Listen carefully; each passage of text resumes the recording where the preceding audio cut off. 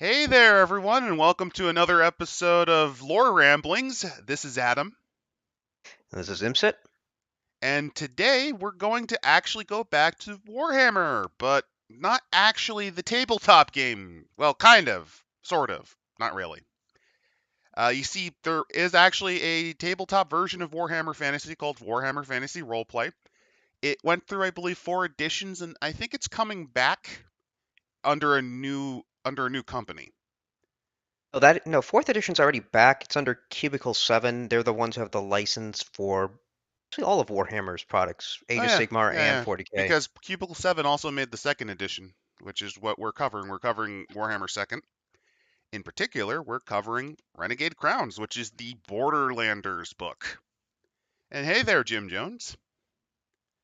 But yeah, Cubicle 7 also worked on this one. And here's the team. It's relatively small. A lot more of it's on the interior art, which I find interesting. But it's fair. It's perfectly fine. Now, the thing about this book, I'll look at the table of contents here. Most of this book is actually generative tables. Oh yeah, third edition. I'm not too familiar with Warhammer Fantasy third edition's role-playing game.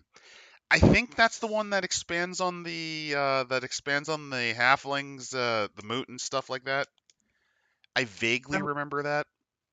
I remember is that one had cards and Yeah, I'm not a fan. If you bring in yeah. cards, I kind of lose a lot of interest. I don't like cards. It really was the inferior edition. I'm not surprised. From what I understand, fourth kind of undoes some of that. I'm much There's a more familiar with second because second hand has this kind of interesting balance between you feel pretty powerful, but at any point you can die. Just because everyone else is also relatively powerful. Well, in terms of what they can do, like you never feel like you do get better. You can feel your strength growing, but you never feel like you're always guaranteed a win. You know? There's also the fact that your characters, remember correctly, you can be pretty much anything. You're not going to be a hero, a barbarian, a paladin. You're going to be a rat catcher. Yep, a rat catcher, peasant is an actual class. Mercenary is another one. Merchant, you can literally just be some merchant. Ratcatcher's a good one. There's also what was it? Charcoal collector, which they're actually surprisingly badass because remember Warhammer Fantasy woods. You kind of have to be badass to take wood from the forest to burn into charcoal. Because if it's not going to be regular monsters, it'll be Angry goat beastmen noises intensify. or wood elves. Yeah, what else will do it too? Especially if The you're like in gen Britonia. the genocidal tree spirits. But yeah, the first half of the book is very much generative tables, and most of them are pretty good. Some of them are a little unintuitive. This is the part of the book I'm actually most familiar with because I find generative tables neat. It's very useful. And on top of that, I actually did play a border game. I did play a role play game where we were in the Borderlands. I actually did become a lesser border prince under the command of a larger one by the end of that one. Although it's not really an end; it's more of the hiatus. But there's other stuff. They go into details about life in the Borderlands, the types of princes that you run into. They actually give you new classes, and then the back half are your adventure hooks. Oh, third had special dice. That's always a bit of a sell. Star Wars: Edge of Empires also has special dice. They do tell And you how to use D6s though. That is a I do nice believe touch. I believe third edition was made by Fantasy Flight, same guys who do the new Star Wars games. Oh, that's funny because Fantasy Flight also did the Dark Heresy books and a lot of the Yeah. 40k books, and those ones are actually pretty good. Oh, will we roll something up? Oh, sure. I was actually considering doing something like that for a couple of them. Can generate our own Border Prince, right? Oh yeah, yeah. That's the Princes of the Borderlands. That's chapter 2 in a nutshell. Let's see what kind of We'll get into that. So the What kind of person introduction that went would be a border prince ends up being. so there's throughout the book there's these little segments that actually follow a particular person by the name of do they actually give her name in this one? I do like the opening though. Your mother was a snotling, cast out for being a runt. The scruffy figure on the horse smiled at the laughter from the thugs behind him, while the big man standing in front of him hefted his hammer in the air. And you consort with creatures of unspeakable evil drawn from the northern wastes. But enough about your parents. My honor demands your blood. Ilsa crouched behind the rock where her guide had dragged her, and she watched in silence. She didn't want to get caught up in a fight between gangs of ruffians. The man with the hammer had only a few thugs backing him up, but he seemed much more confident than the other. The fight that followed showed why. Not only was he skilled, his thugs fought like experienced mercenaries, while the other man's like conscripted peasants. The battle did not last very long, and Ilsa remained hidden while the throats of the survivors were cut. When it was quiet, her guide turned to her. So, what did you think of Prince Siegmund then? He doesn't seem to be able to control the bandits in his lands if they brawl so openly. The guide then stared at her for a moment and then laughed. Bandits? That was Prince Siegmund and his army, meeting Grand Duke Yuko and his army in glorious battle. Due to the borderlands, aren't you? Because again, if this is an area that is unconquered in Warhammer, either full of things that you don't want to conquer, or it's a place that nobody gives a shit about. Essentially, the borderlands, since they're so close to the Badlands, which is the home of the orcs, yeah, there's not a lot of organized polities here. To the point where I think each edition of Warhammer Fantasy, if they even talked about the Borderlands, they invented new cities each and every time just to replace other ones. Because what's the point? And by cities, I should mention they're not like actual cities; they're more like towns because it's the Borderlands. It's a very much murder hobo central. So the first chapter is just on the landscape of the Borderlands. And the best way to use this segment is to actually design and improve the map. Essentially, you're given a map of the Borderlands in this book, and they give you a It, little map here. The only it really consistent area, besides just general features like the forests to the north and the mountains, is Barakvar. So you kind of have a lot to play with. actually says to generate your area, you need the book, two D10s, a pad of graph paper, for notes, several pencils, Yep. erasers, and plenty of time. So they literally want you to create a grid for your map. Which I can understand. This is actually the Th- generative table that I think would turn off most people. They recommend 20 by 20, which would be 400 squares. So th- actually I think you have Dwarf Fortress. I'm thinking of this. It kind of has the same creation table, yeah. Like whenever you actually set up your fortress, that's kind of how it works. So I yeah, think that you make your 400 grid. You will not need any more details than the contents of a square, so fairly small squares are okay. So yeah, that's a lot of squares, and once you set that up, you have to write down every result as you generate it. It's probably best to note the results as well as record it on the map. So, in my opinion, this is probably the part of the book that most people, when they skim it, kind of turn away from it.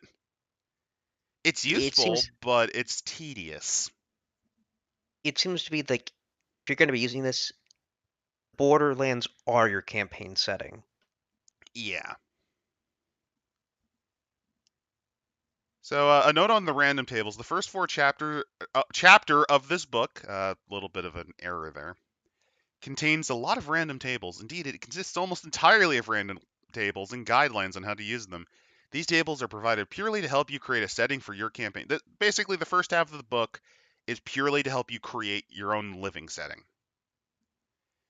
And you should ignore the results generated by tables whenever you have a better idea.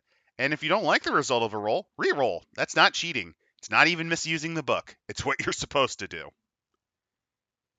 The only thing you can think of is that's similar to this is Kingmaker Adventure Path and Pathfinder. Yeah, it's pretty much that. Only you don't actually have amazing kingdoms in the Border Princes. I mean, you can have some pretty little impressive city states that are like a couple thousand people. I mean, you can get some decent little polities. Um, Heck, you might get lucky. You might get like what's called a grand principality and have 2 or 3 towns under your control. But you also might just be Emperor Dave, who lives in a crack shack and has a crown made of cutlery.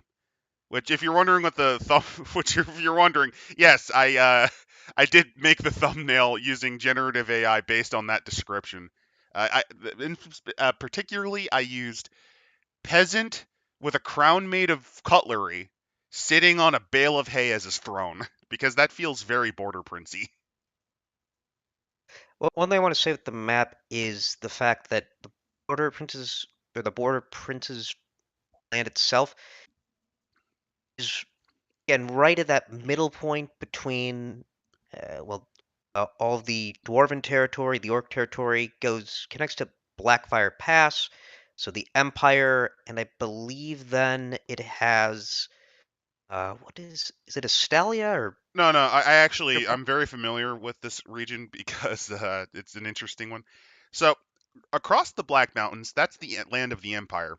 There's also the Vaults, which is new settlements by Dwarven reckoning.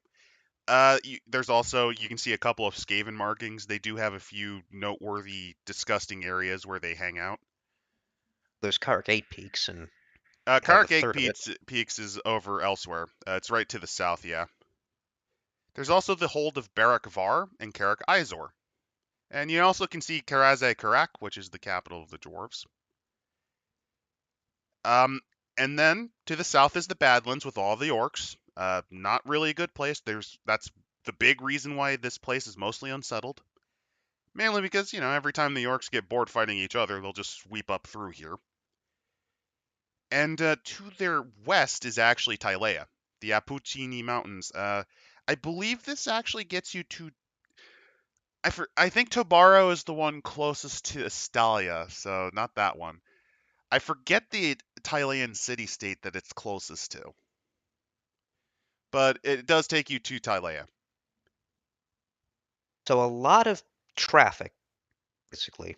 There's a reason that they actually put a few roads, because yeah, the border princes are kind of a shithole, but you can actually make a surprising amount of money as an enterprising border prince if you say set up on the Kyprian road. So does it say that? I forget, what is the road to Cathay? That would be the old. I think they literally call it the old Silk Road. Oh, I thought it was the Silver Road because it It could be the does Silver cross Road. through here. And as Cathay is now having lore for it, Cathay could also be here. So I have Chinese civilization here. We'll get into details about that when we get to the border princes and ruins. I do know that also very commonly Arabians settle here too, And and there is a trade route. Barak Var is situated on on the old Silk Road, which actually does lead eventually to Cathay and also to Araby. That's why Barak Var is one of the very few stable polities there. isn't the Strigoi? There is actually a border prince. They did stat out a few border princes. I don't think that he's in this book, but there's a couple of Strigoi border princes, which is pretty neat. I think that's kind of a neat touch. Like, this is the land of outcasts, so even the outcasts can become king here. So, okay, you have your 400 square sheet, right? I don't think we're going to do this generative table, except maybe to give a couple examples. Do you have your dice ready? No, actually, I don't. One second. I don't. I At some point I'm going to have to actually get like a little dice roller app to put on the side somewhere for more events like these. So anyway, you have a lot of options for the geography.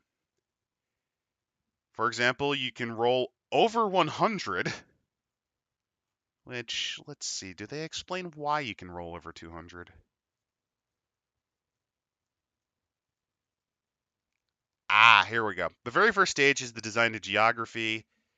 You roll on table 1-1. The result specifies the type of terrain, type of vegetation, if appropriate, and the type of terrain and vegetation. All rolls other than special add 10 to your next roll on the table, so that's why it does go over 100. I got let's see, D10s, D20, and D6s. They said 2 D10s, so we're good. Okay, we good. What are your results? Roll. All right. 67. Okay, 67.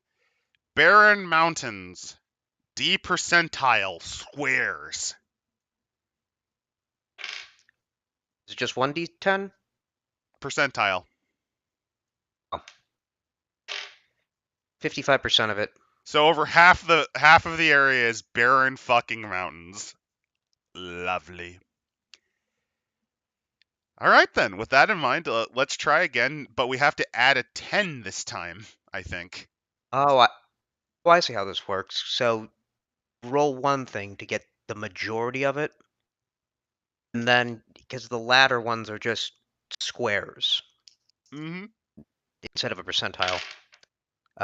So I got 66, so that's going to be Grassy 76 and hills. Oh, 76. Good catch on me. Forested hills. D percentile squares.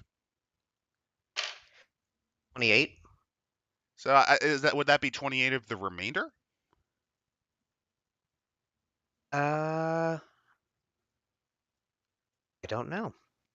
Oh, it says results less. Oh, there is the process. Yeah. Your running bonus if the result's less than 101, go to step 3. Otherwise, go to step 9. Okay, so we go to step 3. If Oh, the result is a river, go to step 6. So we ignore that phase. Roll the indicated dice to determine the extent of the feature. Place the feature on your map. If your map is full, stop. Otherwise, go to step 7. So we're not there yet. it's 28 of 50, including the 55. So that'd be 83, I believe. right. So let's try again, and we cannot go over. And basically, if it goes over 17 on the percentile, that's it. I got a 76, so That would just be add another, 96, I think. which is, Barren Hills. and that's 1 D10, 50 squares, so that's 30 times 50, 3 times uh, 50, 150. Okay, yeah, that fills up the 3 rest. times. So this is a pretty barren landscape, actually, since barren mountains, barren hills. That means it's very rocky, but there are forested hills. So this is probably close to the, say, the Vault, or possibly the World's Edge Mountains. I'd put it World's Edge Mountains. Don't, we roll for the special features now? Add 10 to our running bonus. Go to step 1. I Oh, think, yeah, so, um, special step, feature. So we move on to the next table. You can kind of see why I think this chapter's table map is not exactly the best. alright, special It's a feature. little unintuitive. You get it pretty quickly, but it's a bit unintuitive. I think it fits better if we had it, I guess it seems to be once you roll your first feature, you add that feature, and you add the next feature, so it fills in quickly. Because if Yeah, we had like this is just the vague 55%, stuff. that means we just covering half the map in mountains, then, yeah, we're done in the 3 rolls. Yeah, so it's quick. It's a quick way to set stuff up. So oh, I see. So if you go over, then you get a special feature. And That actually, we do eventually once we fill it all in, it looks like. so And let's if see, you're we have wondering, they describe each sections like there are badlands in the Border Princes because it is close to the Badlands, for example. Though they're literally described as there's almost no arable soil and an abundance of worthless rock. Quite awful. so, so I'm rolling for the special feature. I got a 6, which is a pool. What is a pool? Let's look. Uh, is a Pool large. indicates a large body of still water, so it's a pond. I don't know why you would use pool. Yeah, it should be called a pond or maybe like a lake. So There is in the arable middle water of, here. we'll say in the middle of let's have the top half be mountains. We had mountain. It could be like it could be what caldera. There could be a caldera that got filled with rainwater. Yeah. And Which, then if it you're says wondering, that's an inactive volcano. It crumbles inward a bit, and you can put in like a crater lake or something.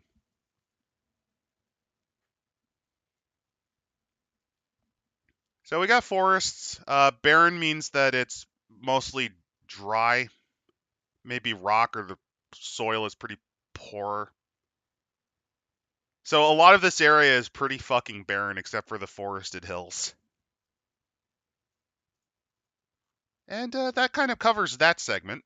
They also have what are called ancient ruins because if you're playing in the Border Princes, odds are pretty good that you're kind of doing your standard adventuring campaigns like you would with Dungeons and Dragons or Pathfinder actually. Let's go with Pathfinder instead since you know, they haven't found a way to shoot themselves in the foot repeatedly yet.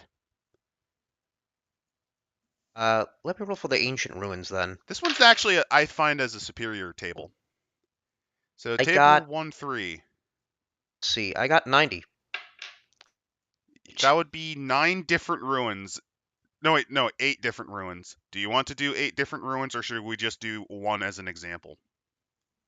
Let's actually do two, just Okay, to show variety. I think just one, I don't know, leaves it a little bit bland. fair. The first one, 31, That would be a dwarf ruin. which is appropriate. And then 28, which is a chaos cult. So a chaos cult and dwarf ruin. And then it says, let's see, ruins type, ancient menaces. So in the first one, we'll say what menace type would be for the first one Oh, for dwarf. okay, I see. Dwarf is in the. Okay, I found it. Swarm, so I got a 72, and I assume So swarm there's is a swarm of Skaven. some horrible creature. It could be Skaven. Could be just random monsters. To give you an idea, when I used this table once, I got a very interesting roll. One of the ruins fell to swarms. It was an unknown creation, so I just said that. Oh yeah, it was infested with killer snails, like hordes and hordes of killer snails with like lance teeth. Mainly because there's all these glorious little medieval banners of people fighting snails, so I thought it kind of worked. That feels very Warhammery to me. And the chaos one is a 30. That would be a golem for some reason. Maybe, Uh, maybe the dwarf, maybe the dwarves and the chaos cult wiped each other out. let's see, golem is a self-moving magical construct. Yeah, dwarves tend to make them. Got it. It's either that or, Could be a Cathayan model, because Cathayans also make them. oh, you know what? I got an idea.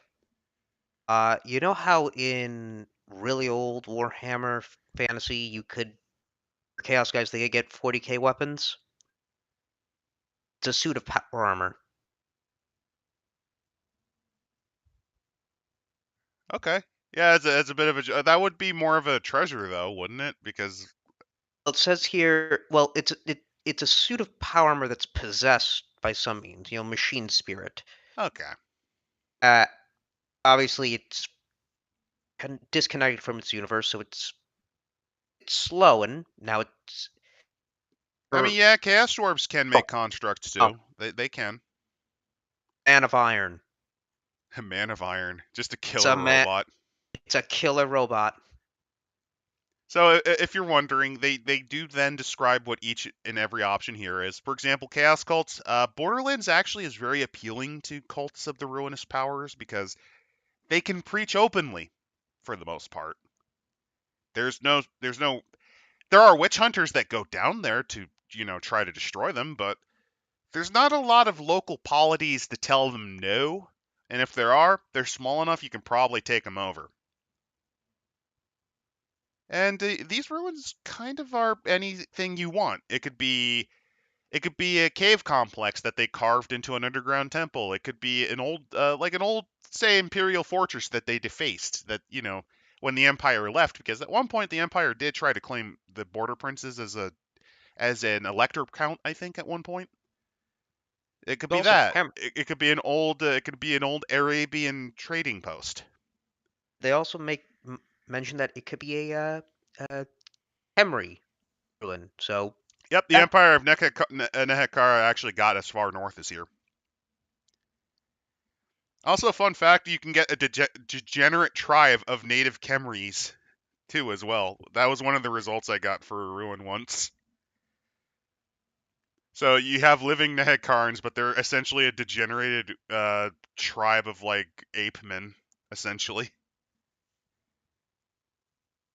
And if you're wondering, there's also Dwarfold. So we know about the menaces. They go into details about each one. We did not get Daemon, which is a thing you can get.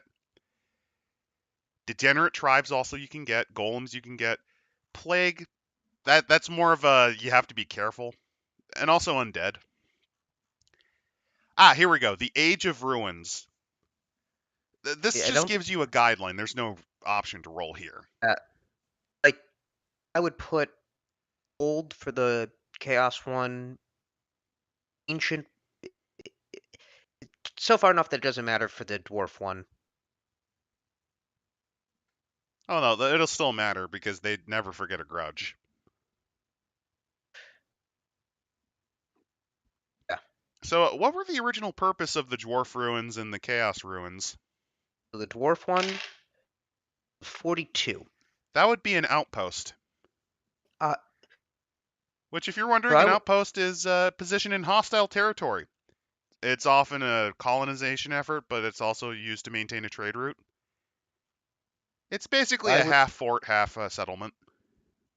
I would say or fought over in the War of the Beard, lost, and then it's just filled with. It's just been abandoned, lost to time. Maybe Though perhaps it's maybe it's filled with corrupted nature spirits possessed by Nurgle or something. I don't know, or it's like wood sprites or something. oh, yeah, put it in the forest then. Yeah, like it's possessed by wood sprites. Basically, during the War of the Beard, if I remember, I think the Wild Elves tried to duck out of that one, Yeah, the wood elves just said fuck it. but I think then no, I think eventually that's over where they time it got lost overran. contact. I'm not too familiar with the elves in fantasy. I'm more familiar with the dwarves and a couple of other factions. So, what was the original purpose of the Chaos one? Last one was an 89. A tomb. This was a dedication to one of their great champions. So champion who was able to cast a great spell was taken by it and returned in a metal form. So Oh yeah, maybe no, I got it. Well, he got replaced by a Chaos Space Marine. I wouldn't think of space. I'm thinking more of a damage man of iron because Damage Man of Iron. characters Yeah, if the characters would fight a space marine, they die. I, Yeah. I this isn't even like Dark Heresy where you could probably put a melter to their face. You're just dead. So yeah, damaged robot. It's just a tomb with a Man of Iron just staggering around, strangling people with his hands. Well, yeah, that I guess unleashed immense power, blinding blast of light and heat, and the tomb complex collapsed. There were more High Elves colonists than Wood Elves yet. I wouldn't know, Jim. I'm not too familiar with Warhammer Elves. If I remember correctly, goes well. The elves expand after the Great War. We had friendly relations with the dwarves, and during the War of the Beard, the Wood Elves kind of separate because they've gotten so distant. They just don't really care. The only thing I really know about elves is that their city ruins because they settled Estalia and Tylea were eventually kind of repurposed by humans, and that's why their southern gods kind of have some commonalities with the Eldar pantheon.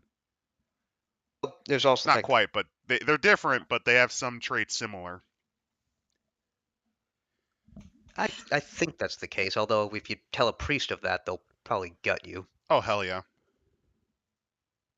So, okay, They we have say a Chaos Tomb and a Dwarf Outpost. So, what was the they, reason for the fall? the dwarf outpost, famine. So Well, I mean, it is a pretty barren place, even for dwarves. we did say that there was a swarm. So large rats. Ah, Was oh, large. it fell during the, what was it, the fall of, oh, what was the name of the, Tylos, I think it's called? I was just saying, just in general, just Giant rats. one day, just a lot of large rats, and perhaps they were led by a more superstitious Thane that said, "Yeah, we got it. There's some bad omens here. We have to leave, but we'll be back. We'll always be back." And then it just got eaten by the forest.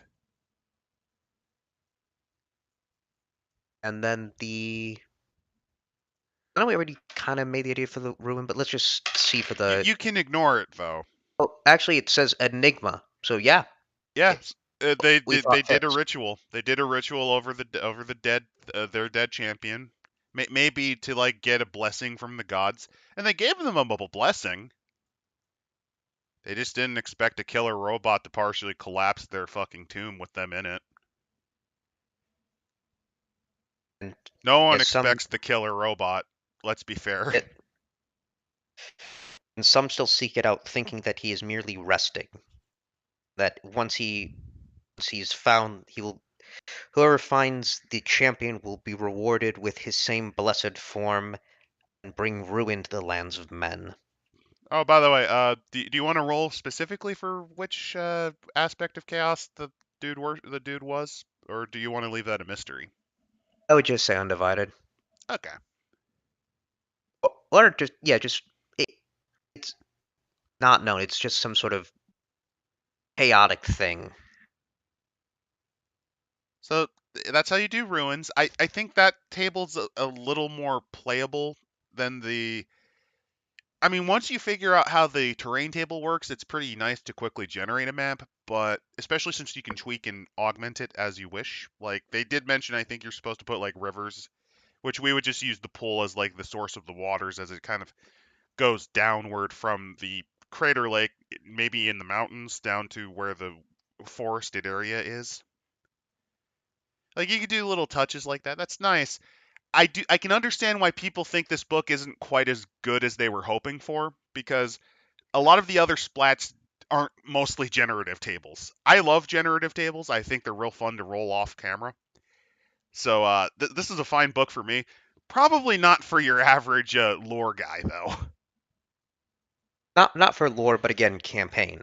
Oh, it's a good campaign book. It's if it is not necessarily a book I'd say is good for players, although it can be fun, especially if you like to roll tables. Let's see what you get, because chapter 2 is the Princes of the Borderlands. This one's a little more elaborate, so I'd probably suggest only rolling one. Yeah, well, I think it's supposed to be. There is only one prince in this land. Not quite, because it does because you actually do determine the size of their Border Prince Confederacy as well, and those can be pretty small. All right. Well, roll for the type of prince. Get a 36, so we get a A knight. knight. All right. So bandits are pretty common, knights are common, mercenaries are very common. The rest are pretty damn rare. And yes, you can get a wizard as an option. That has happened before. And they actually do give you the career, bandit career outlaw chief, which gives you kind of a new class you can play. Knight. Yeah. Well, you can get Breton. Uh, it says look at the skills. Technically, I mean they know Breton, Reekspell, Chilean, and whatever the heck classical is. I don't remember what classical is, but that's because knighthood traditions are applicable through most of the old world. I think I'm surprised they didn't put. I am surprised they did not put a stallion, because the stallions do have a pretty strong knighthood tradition as well. Actually, stronger than Tylea. That's not to Uh, say there are no Italian knights, because since it's based on the Italian city-states, there were Italian knights. They were not as common. They oh, were not because that common because of the way their society was. see, because then we have to roll the race. Yep. So we skip past, here's mercenary, then merchant, politician, priest. These are all options you can get. So here we go. The princely races. What did you get? Got a 79, so it's A a Thailand. Chilean. It Fun. says impossible combinations. I Well, do like yeah, this one. some of them are 25. impossible. You can get a dwarf priest, or a halfling wizard, like because Halflings do not have the ability to even channel the winds of magic. they, like the ogres, were designed to counter chaos, except well, the old ones weren't able to do that in time. So basically, in those cases, they're up front and saying just change it if it's not applicable.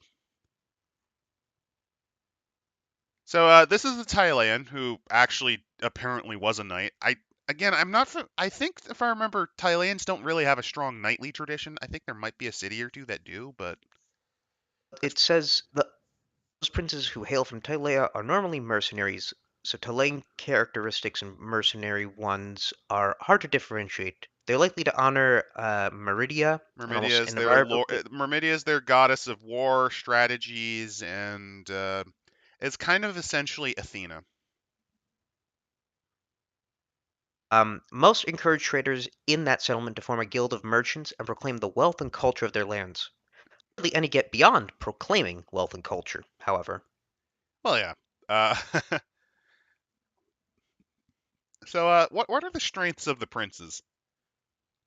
So the Um, current prince career determines how far along and how much experience they have. I got a 91, so this is their fifth career? Yeah, so they have a lot of stats then. I'm gonna say probably He probably started exile, as a squire, knight, might have picked up a higher level of knight, picked up exile some new noble. experience besides that, like a noble lord, and then maybe shifted into some other. Basically, that means they have gained a lot of skills. They have boosted their stats noticeably. Um, So this guy is actually pretty seasoned in a personal fight and in terms of just managing stuff. Based on their stats alone, pretty solid. Prince stage of career, How long have essentially they started? one third completed so their current That's career. their fifth career. Yep. And then their goals. One, by my command. Okay, so you can get unusual princes, by the way. Examples include a Chaos Servitor, so a Chaos Warrior. That's a possibility. A Daemon can also sometimes rule a principality. That does actually happen. Monsters. This one's actually much more canon because, well, there are two Border Princes that are Strigoi. There are two. There's the one that plays themselves up as the tragically disfigured prince, if I recall correctly. And then there's the one who just kind of pulls the Conrad Curse school of ruling, where he just lopes out of his cave at night and randomly murders people who try to screw up his flock. It says, by my command. The prince want to be able to tell his subjects to do And here's a anything with. good bit of Border Prince art, just to give you an idea on how petty and kind of pathetic they are usually. Uh, means making opposition to him seem utterly futile use for his subject. So basically, he just wants to be in charge. A control freak, essentially. Again, the prince, they can run from a variety of qualities. Um, by my command is one of them. There's also this powers mine where they just want to remain a prince. This can give you information about their personality. This Thailand is probably a control freak. Not necessarily. They might just believe their way is the correct one and are very, very difficult to change their mind. So, what are the principles? Principles determine what the prince will do. You What's got an that? eight? That means they have no they don't really have a principle. He has no ethics. You know what I realized? Just make this silly. Um, uh, trying to. What's an Italian sounding name for Ethan Ralph? Hmm. I can't really think of the Italian because Ethan, I think, does actually have I think there is an Italian translation of Ethan. Uh, How about instead I call him can I just call him by like the title, his title, not his imperial title, but like can I call him by like one of his commonly known names? which one? Um, let's call him Ira Porcino, which is a close kind of Italian-based translation of Rage Pig. Ira Porcino, irate pig, Ira Porcino. Okay, we got his name, Ira Porcino, from Italia. Princely Secret, then. Yeah, most. Oh wait, no, you got Princely Styles. You didn't do the Oh, style. Princely Strat. Well, I'm gonna save Princely Secret because I rolled an 8 and Traitor is perfect. Il Gunto. Yeah, Il Gunto also works, but I era porcino. Il So Gunto. oh, and I got a 1. Follow your instructions for their style. They gives orders and generally talks in terms of orders. There's no questioning their decision or wisdom. Holy shit, this is Ralph. Era porcino. And you got an 8. Oh, a traitor? Yes. Traitor? Which, if you're wondering, the prince betrayed someone, either a lord or a subordinate. The prince may well be in the borderlands to avoid the consequences. Which isn't that why Ralph is in Mexico or something right now? Yes. Yes, if I remember correctly, it's This is Ethan Ralph, the avoid border jail. prince. This is Ethan Ralph, the border prince. Also, he's actually vulnerable to betrayal himself. If you're wondering, the guilty secrets, because most border princes do have. I mean, to become a border prince, you're usually some type of felon. You usually have some dark secret. It's not true. In this case, you see a border prince who's clearly a chaos cultist, as an example. I actually do remember. I did roll a pretty fun border prince who styled themselves really hard off of the Kislevite Tsar. You know what their Oh, dirty secret was? They were a Norskin. They actually turned their back on their own culture out of disgust. it's disgusting about Norscan culture. You get to raid all you want. Well, Murder. what happened in the backstory I came up with them during one of their tribal initiations, he reacted poorly when one of the initiates turned into a chaos spawn, Ah, and they essentially called him gutless afterwards. And he basically is like, "Well, this culture sucks." rejected the blessing. Yep, that's kind of the logic. Yeah. All right. You can also have a lot of secrets. One of the results is roll twice, which is fun.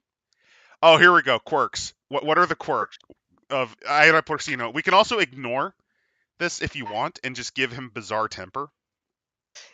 I mean, I got moral rule. You got moral rule? Okay, here we go. The prince has one moral rule they follow scrupulously. It's gonna be a problem. We could again, you can re-roll. Remember, the book openly tells you if you don't like the result you get. Uncontrollable appetite. That's pretty fitting. Um, ex- delicious local Lizani berries is his favorite delicacy. Yeah, we can go with that. The court. Ralph owes a lot of money, some of it to the government. Oh, I don't really know him too well, because that's what is it, the internet blood sports thing, and I'm just. Do you want to know what my original thought when I saw internet blood sports as a concept? Oh God, this is a more embarrassing. This is a more embarrassing Jerry Springer. Also, R.I.P. Yeah. I think that's literally what it was always just supposed to be. Though Well, with less parental tests. what happened was I thought that, and then I saw the co-host lower themselves into that level, and I'm like, oh god, this is even worse. Because I already wasn't a fan of that type of spectacle comedy. I don't know. It's just watching people scream for 2 hours kind of destroyed my brain. I didn't watch the whole thing. I watch an entire episode, but it's just listening to people scream for hours without that shit being edited. I thought was kind of painful. You know, Yeah. that I think that's my biggest problem because with stuff like Maury Povich or well, yeah, Springer, rest in peace. They edited down the scream fits, which made it more digestible. Internet Bloodsports never really did that. But yeah, you get all the content. It's just I don't know. I don't know how to explain it. It's a little weird. It just wasn't my cup of tea, and then it turned out that no one could actually do it correctly because they always elevated themselves to the level of the people they brought on, and then became the people that they would bring on a couple years ago. So let's Let's um see how Ira Porcino's court is. How big is it? Because I got a 4, so 3. so there's three Stooges. Um trying they don't have kinds of people. So No, no, it's done in order. The way it works is in order from most common to least common. Here are the titles. So Porcino has a bailiff, which is to see that peasants have something to do. The Castellan, who manages everything instead, and the Chamberlain, who deals with the finances. if I remember my Ralph lore or Gunt lore, the Castellan has to be, I think, Gator. Probably. Um, I don't know who looks after his finances. By the way, thanks for giving that info, Jim. I'm not familiar with.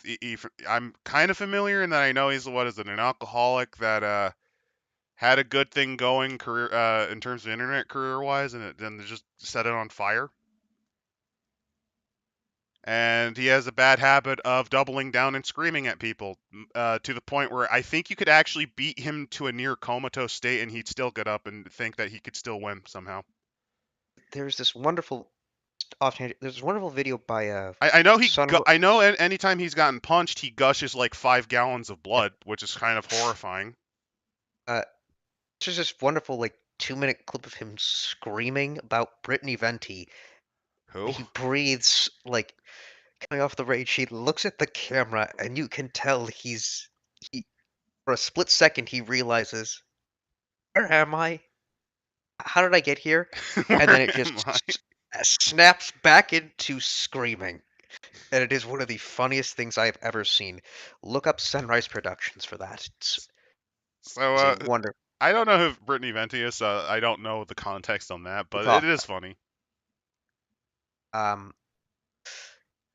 It. It is funny when you see that instant of self-reflection and then they just triple down on it. Oh wait, no, I got the Chamberlain. Chamberlain is Nick Fuentes. Oh, the guy who's hanging out with all of those degenerates, yeah? The one who yeah, that guy, Mr. Catman. Roiper. Yeah, the one Who who would get arrested in a Turkish bathhouse with like with is run transvestites dressed yeah. as cats. Yeah, I know. So he's running a he's using that money to run a I only know uh of him because what was it?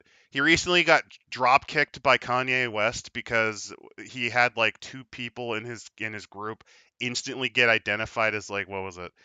One of them was like touch was a nonce, and the other guy also had some horrifying like oh the other guy just got embarrassed I think on like national television or something to the point where he was screaming. That's about all I know about Mr. Nick there. just embarrassment. And then Oh, also the fact that he took his catch slogan from a much from America First, you know, Charles Lindbergh and crap like that. let's have his wife maybe the bailiff. Which wife? Because he has a habit of abandoning those. The current one. Okay. Zidane was the one who runs things. We're mixing things because there's no one who would be the Castellan in the modern day. Gator's the one who oversees the peasant. Okay. Like I said, I'm not familiar with the intricacies of the Rage Pig. I just know that we're making Ira Porcino as a character in real life. Oh, four, right? Then the next one is the chaplain. No, we didn't get Chaplin. You only got 3. That's right, yeah. Sorry. Um, So what delusional title did Ira Porcino give himself? um, got a 91. The You got a Viscount. Viscount. Oh, That's too humble. it's gotta be king. Yeah, there is King. It should be here. Okay, I'm gonna switch that 9 to a 6. Because again, Uh, you can just pick what you want. So it's King yeah. Rage Pig. Yeah, I have. Like I said, I'm not familiar with good old Rage Pig. I, to give you an idea, my experience with him is he did a thing called Internet Blood Sports. I saw a little bit of that, heard the endless unedited screaming, thought that was pretty bad. Learned that later every person who tried to run a show like that eventually interacted exactly like the people they brought on, which made them even more embarrassing. And then after that, he was during that time he was a alcoholic, got laughed I think at by a Chilean man, and I then at think some point he got his luggage stolen and he got punched once and bled 18 gallons of blood in projectilely by like some North Englishman, and well, that's about that all was I know. that was the second time he went to Oh Porto. yeah, he got his butt The kicked by first a time, bunch of Portuguese people. I first know time he that got too. his purse stolen and then mocked by a pink rabbit on the internet. Oh, you're talking about Pippa? Ah, that she actually talked about it, and I think then I mean, immediately, if you see the footage where he gets beaten up by the North yeah, Englishman, like the amount of blood that gushed out of his body just from the first punch was horrendous. Like I've yeah, never seen some like does he have hemophilia or something? that was a wild time, literally a year ago. That's all I know. So yeah, so King Rage Pig, Then we could princely have relations. yeah, I don't know, we just have a rival kingdom, which is just I think we just recreate the table, which instead I'm gonna have there's a rival kingdom that's You can pick, by the way. That's another cool yeah. thing that the book tells you. You don't have to take the roles. The idea is it's a rival kingdom that's more of a merchant republic led by a fat Bretonian and a um, hype man that's from Estalia. Is the Kino Casino thing? It's EPP and Warski. Okay. Yeah, you're completely unfamiliar with the lore, aren't you? Um, I only remember Worski because at one point a crippled man challenged him to an MMA fight, and he half-assedly trained and won by default because the crippled man refused to show up. Oh, wait a minute. I realized we could have another king. Or well, it's not a king. It's just uh, a wandering minstrel. Just looks at the kingdom occasionally and laughs at it. Name's Jim. Well, no, didn't he die of cancer AIDS though? He is still alive. I know, I'm Josh, and I know he just stopped doing regulars, if at all. But well, okay. Okay, Let's. so we got Rage Pig, and we got probably equally embarrassing other Rage Pig, and they're rivals. Oh, is that and oh the is that the merchant's dirty secret? Is he sacrificed his unborn child to a demon? we could have that. I wouldn't like I said, I'm not familiar completely with this segment of internet drama. I mean, they're just a collection of weirdos. Isn't it just a collection of people who pretend that they're Maury Povich, but they scream at their guests as the guests scream at them, and you just wish that you had a pair of aspirin as you watch the train wreck? Isn't that the Or entire gimmick? or a speed or a faster playback setting. Hmm? Just speed it up because yeah, right, like 2 hours per episode. Oh yeah, like let's go in. So the relation summary, let's we're going to just say it's a mixture of contempt, envy, and hatred, I because got 2 years for the length, so which is appropriate. actually not too bad. That's not too bad for a border prince. They don't usually last the longest. The oh no, this is if they had this is if they have an alliance. Nature of relate. Oh, that's if they had an alliance. Yeah, I see that. I thought that was how long they were on the throne. No, this is so for the relations. It says 12 to determine the nature, 13 to determine oh yeah, how long it's lasted, and then roll the appropriate tables from 14 to 22 for the relationship. So relationship war, Of course, length of the war. I have it at 52, that which is would still be 2 years, 2 years. which is still fitting. Um, and then if this is war, we would probably go to 22. Um, Yep, because there's a bunch of tables for the source of all relations, so we're just going all the way down to war. If you're cause wondering, of war they give each and every one. There's some pretty cool motivations and is decent reasons, like for reasons of bitterness, deal turned sour, stolen inheritance, disfavored son, decadence, military defeat for contempt. For envy, beautiful consort, the reputation they have, strong wealth, vast wealth, strong realm. Source of fear, aggression, atrocity. Reason for hatred, former friends. And then so I got grounds for respect, cunning, things to avenge, atrocity. And what's the reason that the good old Ira Porcino is going to war with the devil so, with the Moloch worshipping merchant republic? um hatred. So 8, which Okay, why does is Ira Porcino despise him? So that's reason for hatred. So religion. uh Let's go I again. got no, I got former friends, which actually is probably Perfect. better. They used to work together. Well, if it's all internet blood sports related, so yeah, they all work together. Now they all hate each other because apparently recreating the formula that people like Springer, Maury Povich, the there's British equivalents. Apparently that's really hard for some reason. Like apparently it's really hard to just I don't know sit in the background and let people scream at each other and then just make money off of that. I don't know why that's hard. Or I don't know. We could instead of wars, we could make it a guy who's tried to sacrifice. I'm only kind of joking because I really only know two things about Worski, and that's he once won a MMA fight by default, and I had to be told on the second one. And then Didn't he well, also like constantly screw up donations that people gave him and like not quite embezzled it but misused them? Or is that just probably. every one of them?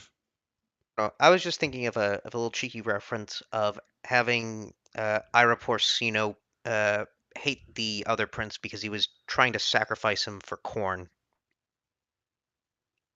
To corn or or for because I think there is actually a deity in the Warhammer Fantasy setting that's like the bloody god of the harvest. I forget his name, but Uh, there is a dark god of the harvest, similar to how Stromfels is the dark half of Manan.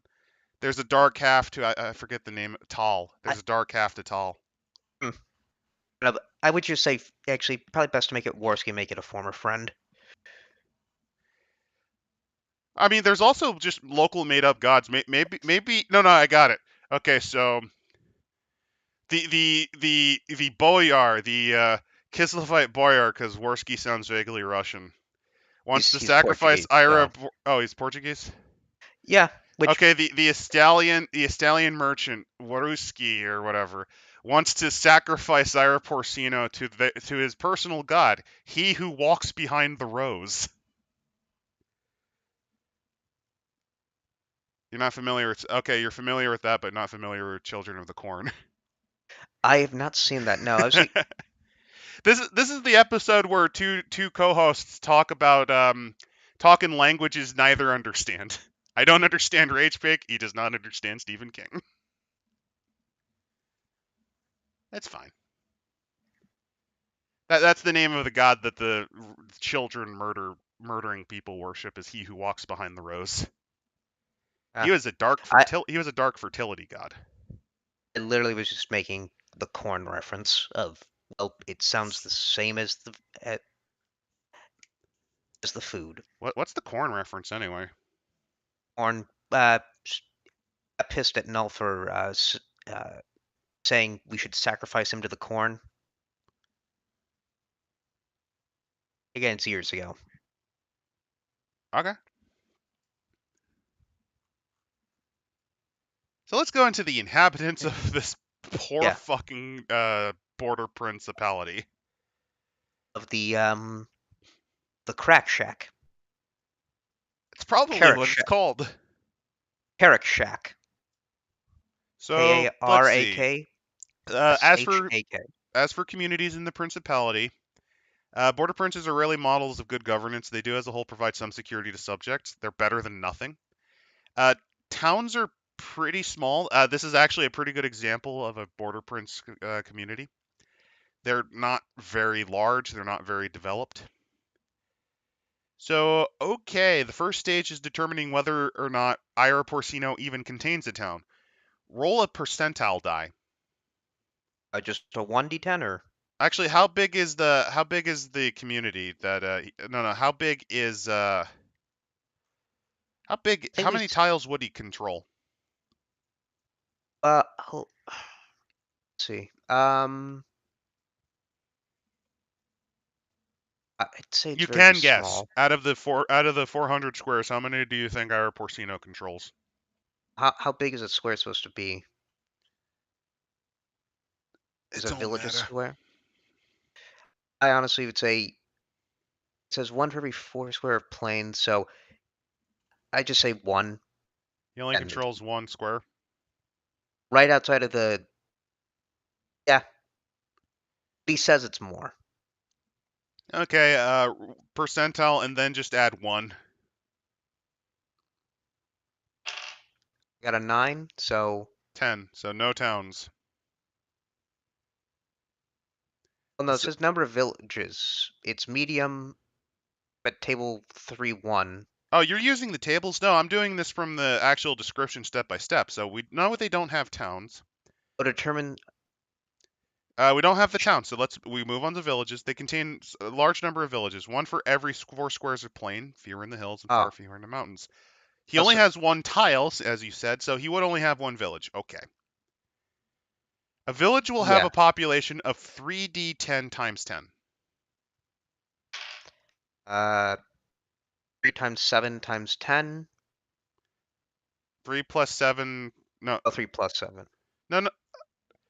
3d10. So you roll 3d10s. All right, so I got a 7, an 8, and a 4. So 190 poor bastards are under the rule of Ira Porcino.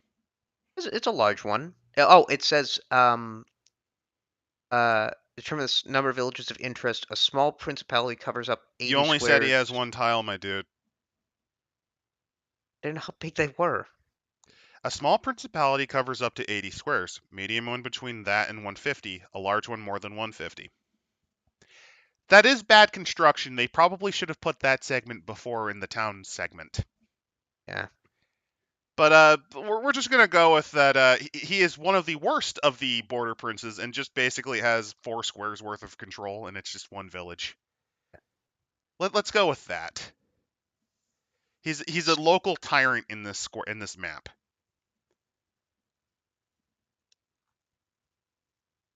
There are homesteads, which here's the thing, we don't really there's not many spaces for it, so let's not.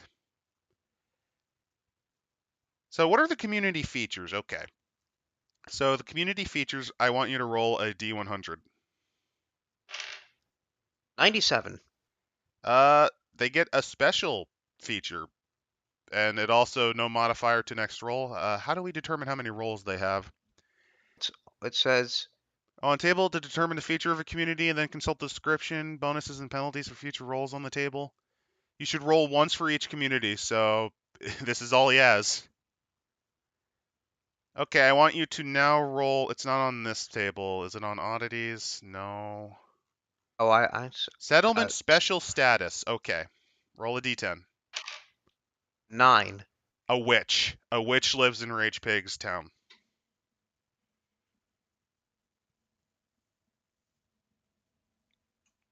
Okay, so this is, this to be May then, or at least, I don't know. He has a witch, though. uh, They use their magic to defend the communities, respected by other residents. They might take apprentices as well. If you're wondering, other features you can kind of get is it actually helps you can determine their economic resources or the type of craft they have, if it's on a let, stronghold. let, let's roll up just an economic resource and just add a little bit more flavor to it. Okay, roll a d10. The resource, or No, it's just determine if it's a resource, craft, or oddity, or a I market. got I got a 7, so it's a craft they make. Okay. What's the craft? 44, That would be a potter. so they They, make potter. they make pottery, and there's a witch in the town. Um, And that is all Rage Pig do.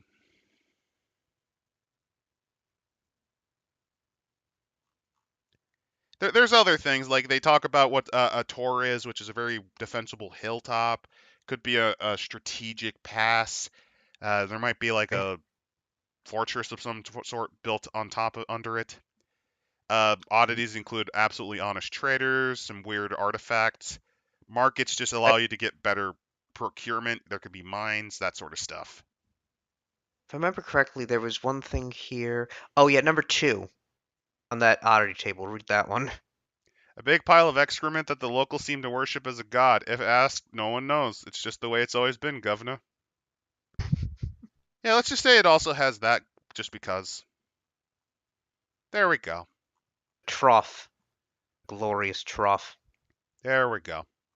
So we figured out the town, and on top of this, characters in the Border Princes follow many of the same careers as those in the old world. So they actually, for some reason, give you a character creation ability just to play Borderland characters. Yeah, because again, this seems to be the campaign setting. I think So, it's kind of cool that they do this, but I can definitely see why some people think this might be the worst, one of the worst books that were made for this line. uh, I think it's a fun GM tool. it is interesting that some of the characters. You start with an anchorite. If you're wondering, that's a type of, ascetism where you suffer internally so that you can purify yourself that way. Well, that's a Yeah. little bit wrong. An anchorite is similar. There's anchorites, cenobites, and then there's a third type of religious fanatic. Also, you also can play as a Cenobite. Yep. Basically, those are very ascetic people. They're kind of like monks. Well, are the Cenobites, or at least in this setting, they seem to be the flagellant kind, I think. They're similar to flagellants. Yes. They're not as psychotic in some ways as flagellants, because to them it's not just scouring their skin. It's the other monk. It's the other monk life ideas too. So here are some of the classes. There's Badlanders. These are people that actually are tough enough to survive in the Badlands. They are native to the shittiest parts of the Border Princes.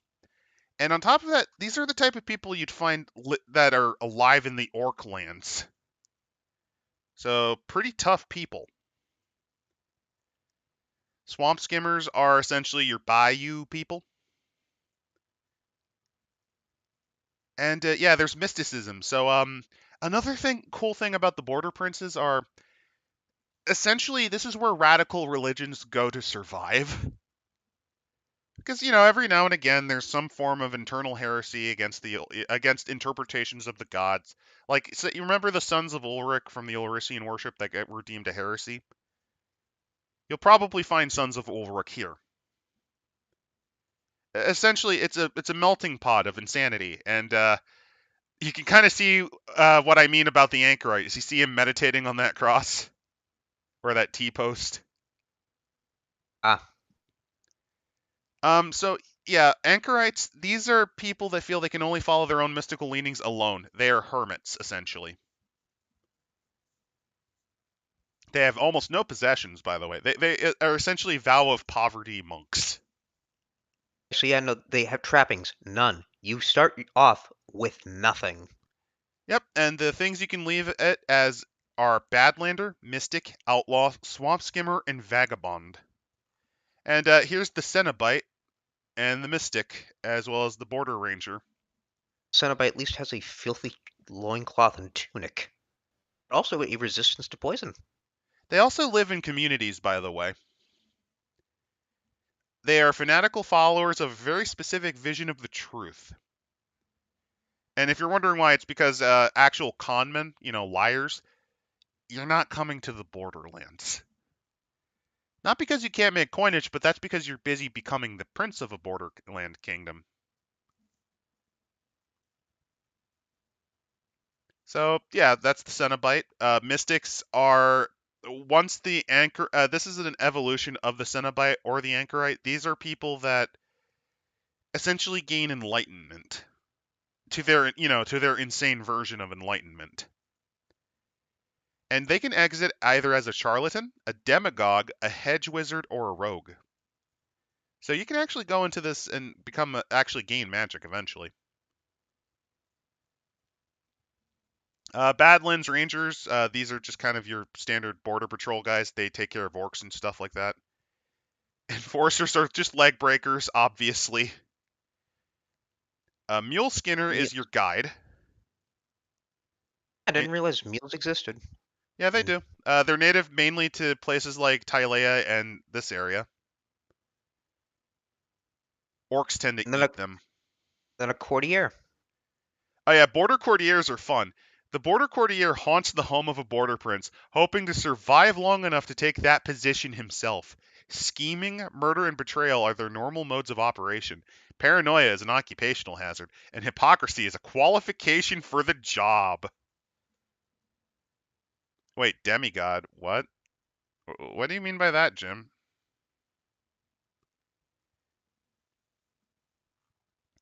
But yeah, if you're wondering, there is actually the border courtier is a I fun, dark reflection of the actual courtier job. think he means demagogue. Demagogue, yeah. It means Different. it means that you speak to people good. I like that the border courtier, you get a vial of poison or dose of poison. Well, Sh- that's what's And also funny is there is actually one of the jobs you can get as a courtier, which is the opposite of this. This is more of your backstabbing jerk. The courtier is supposed to actually have a variety of skills that are useful. This guy's whole thing is just murder people, which I find there's is fun. two sets of noble clothing, presumably Yep. to switch sides. Well, normal courtier. Hey, Shane. Normal courtiers actually are supposed to just be assistants to nobles. The Borderland version is the one that is scheming to take the throne. Hazards of the Borderlands. So there's a bunch of hazards, and one of the most common things are monster lairs. And there's a variety of monsters like greenskin, undead, random monsters, chaos, of course. So just because we can, let's try to make up a monster lair. All right. Let's see to see how many has layers there are. And then depending on how many you get, we'll just limit it to like 2 as an example. 1. We have 1? Okay. What type of monster is it? 7. Greenskins, baby. So we move Ah, on to the next batch. By the way, some other examples you could get are beastmen. They're the most common types of creatures you'll find dedicated to chaos in these areas. There are chaos warriors. If you're very unlucky, there's daemons and minotaurs. Those are not fun. So let's move on to the greenskins. So, okay, let's see how greenskin tables work. For every group of greenskins, roll once on table 4-6 for each type of greenskin to determine the numbers present. The leader of the whole band is always a member of the group furthest to the right, obviously. That's because most greenskins are led by orcs. well, no, it's because every single green skin is bigger they are, the higher they are in leadership. Yep, I'm aware. Okay, yeah, you get black orcs as well. Sometimes you'll. I remember one time we got a greenskin horde that was actually led by trolls, which was pretty funny. How do we determine which type of green skin it is? Well, okay, here's the way it works. You start on the leftmost table, part of the table, the snotlings. Oh, Roll a I see. d10. So we have a 3, That's 25 snotlings. Now we move on to goblins. 8, 500 goblins, so this is a decent sized, at least, goblin horde. How many trolls? Roll a d10. 7. So that's 2 trolls. 2 trolls, that's not good.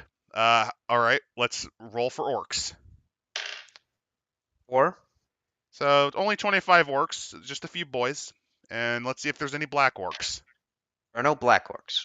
So it's a mostly goblin tribe, but with the upper echelon of orcs that kind of lead the boys. Are orcs also a fungus in this universe, or is that 40k only? Okay, Both. so Shane, it's both and neither. So here's the thing: in the first 3 editions of Warhammer Fantasy, orcs were like your standard stereotypical.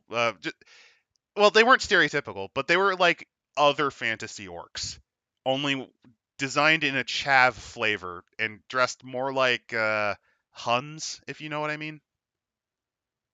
They were a weird mixture of like barbarian age warriors and English chavs and sporty fans.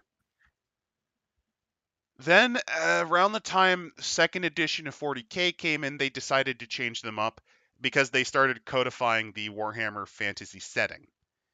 Unlike 40k, which had a very early adaptation case of weirdness with Rogue Trader in the first edition, and then very quickly figured out what it wanted to do from there on, Fantasy took a few editions to get to where it became. In fact, actually, for the first couple of editions, it was a weird mixture of tabletop game and miniatures gaming. Very similar to D&D in that respect, which also started life in the same way. It's just it became a minis game as the editions wore on. So yeah, the answer is both and neither. Greenskins used to actually reproduce like any other, then they became fungus. At least if I remember correctly. Yeah, if I'm they're not native to the Warhammer world, That was and that was a later edition actually. so they kind of hitched a ride with the old ones. They clarify later that that they are fungus like. The same time they decided that yes, they basically made them 40k orcs.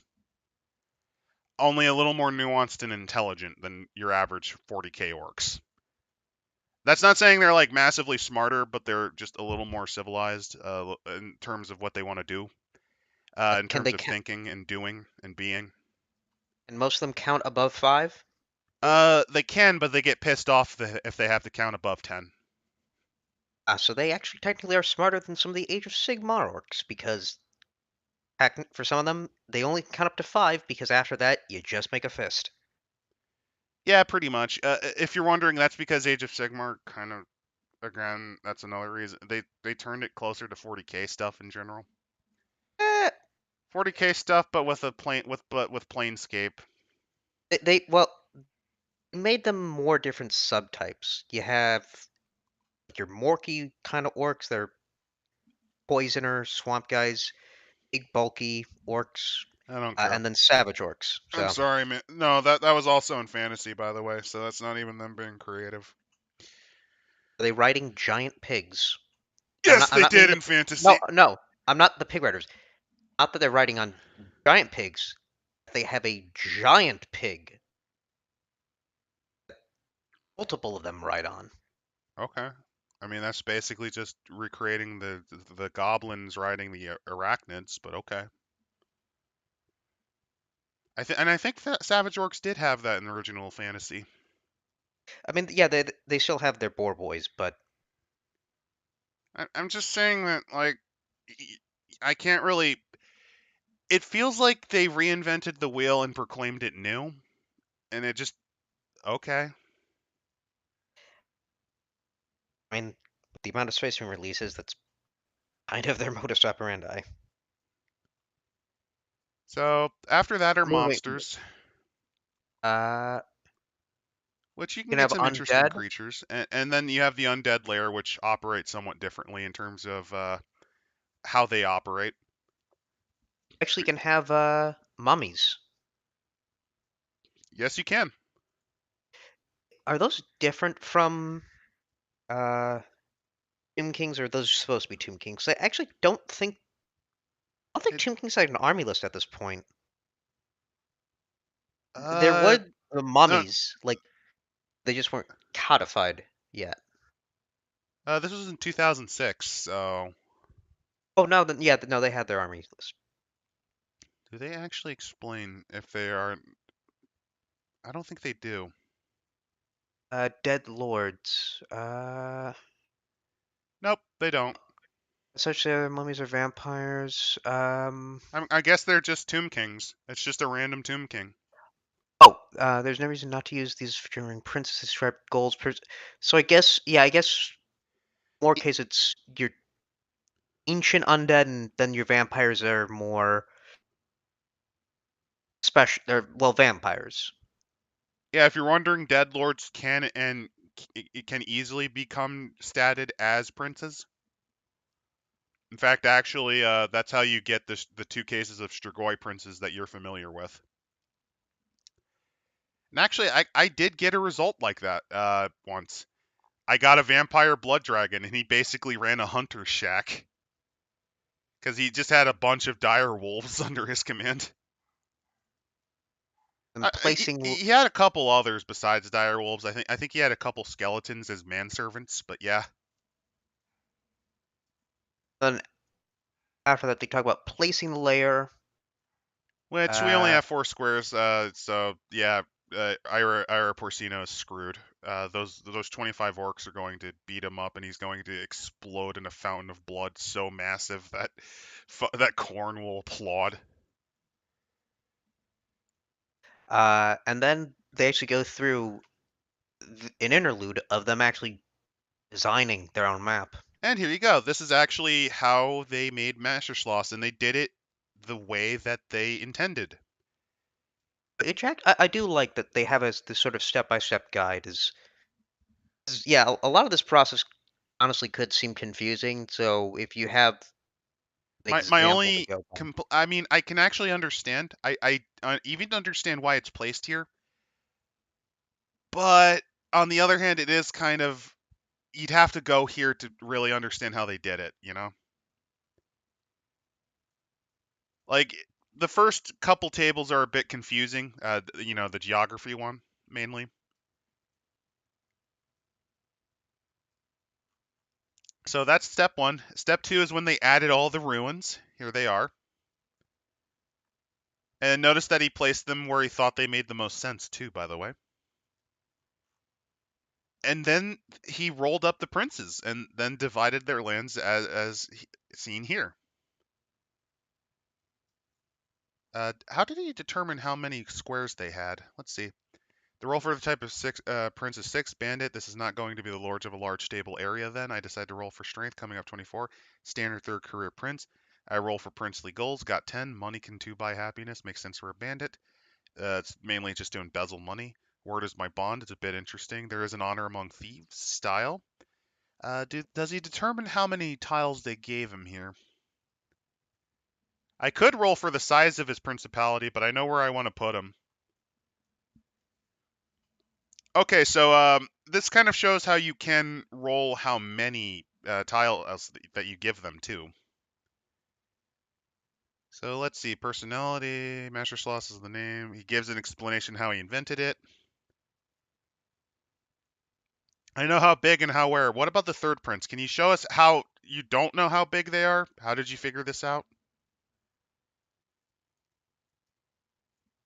Sorry, I'm just kind of skimming because while it's cool to read and understand, I just kind of wanted to, see how they determined how large. And it apparently he doesn't specify, so no, he just kind of decided how big they were. Nope. I'm not angry Uh, about that. I just wanted to, see if they gave like an internal logic for how big they made each of the princes.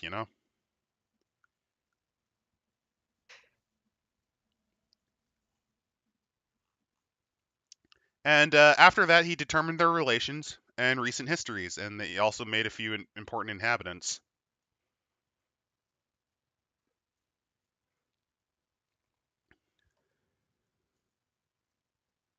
this does feel very, again, fleshed out. Well, this is him essentially writing out how he made the Mastersloss region. And by the way, Mastersloss is for a while it was actually canon and established. I don't in the the old world of fantasy. Does it exist? It Is it a prob recent? it existed until the vampire threw a tantrum and ended the world by being a petty bitch. I mean, if it's just a region, then it is back.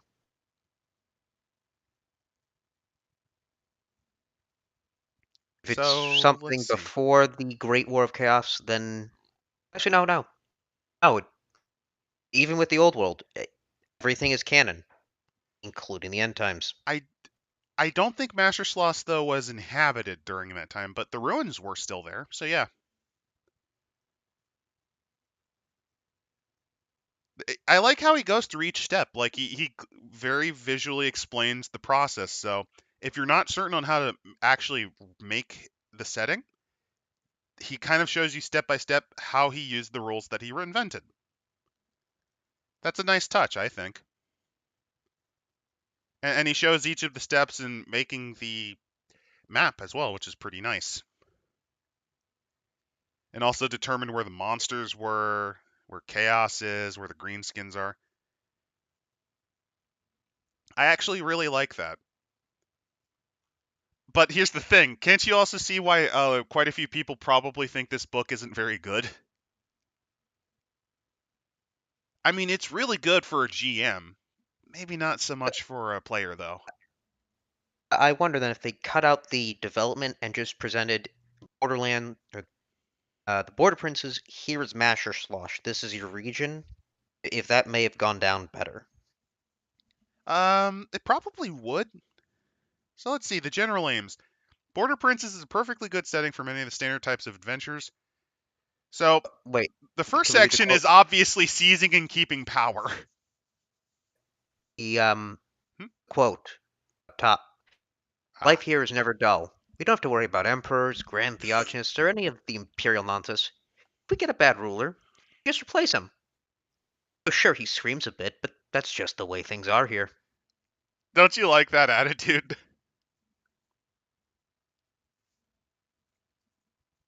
So yeah, the I think first adventure is obviously seizing and keeping power.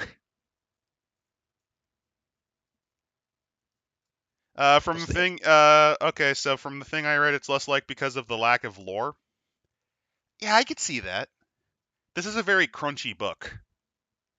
I don't think it's actually bad though because of that. I don't think it's bad at all because of that.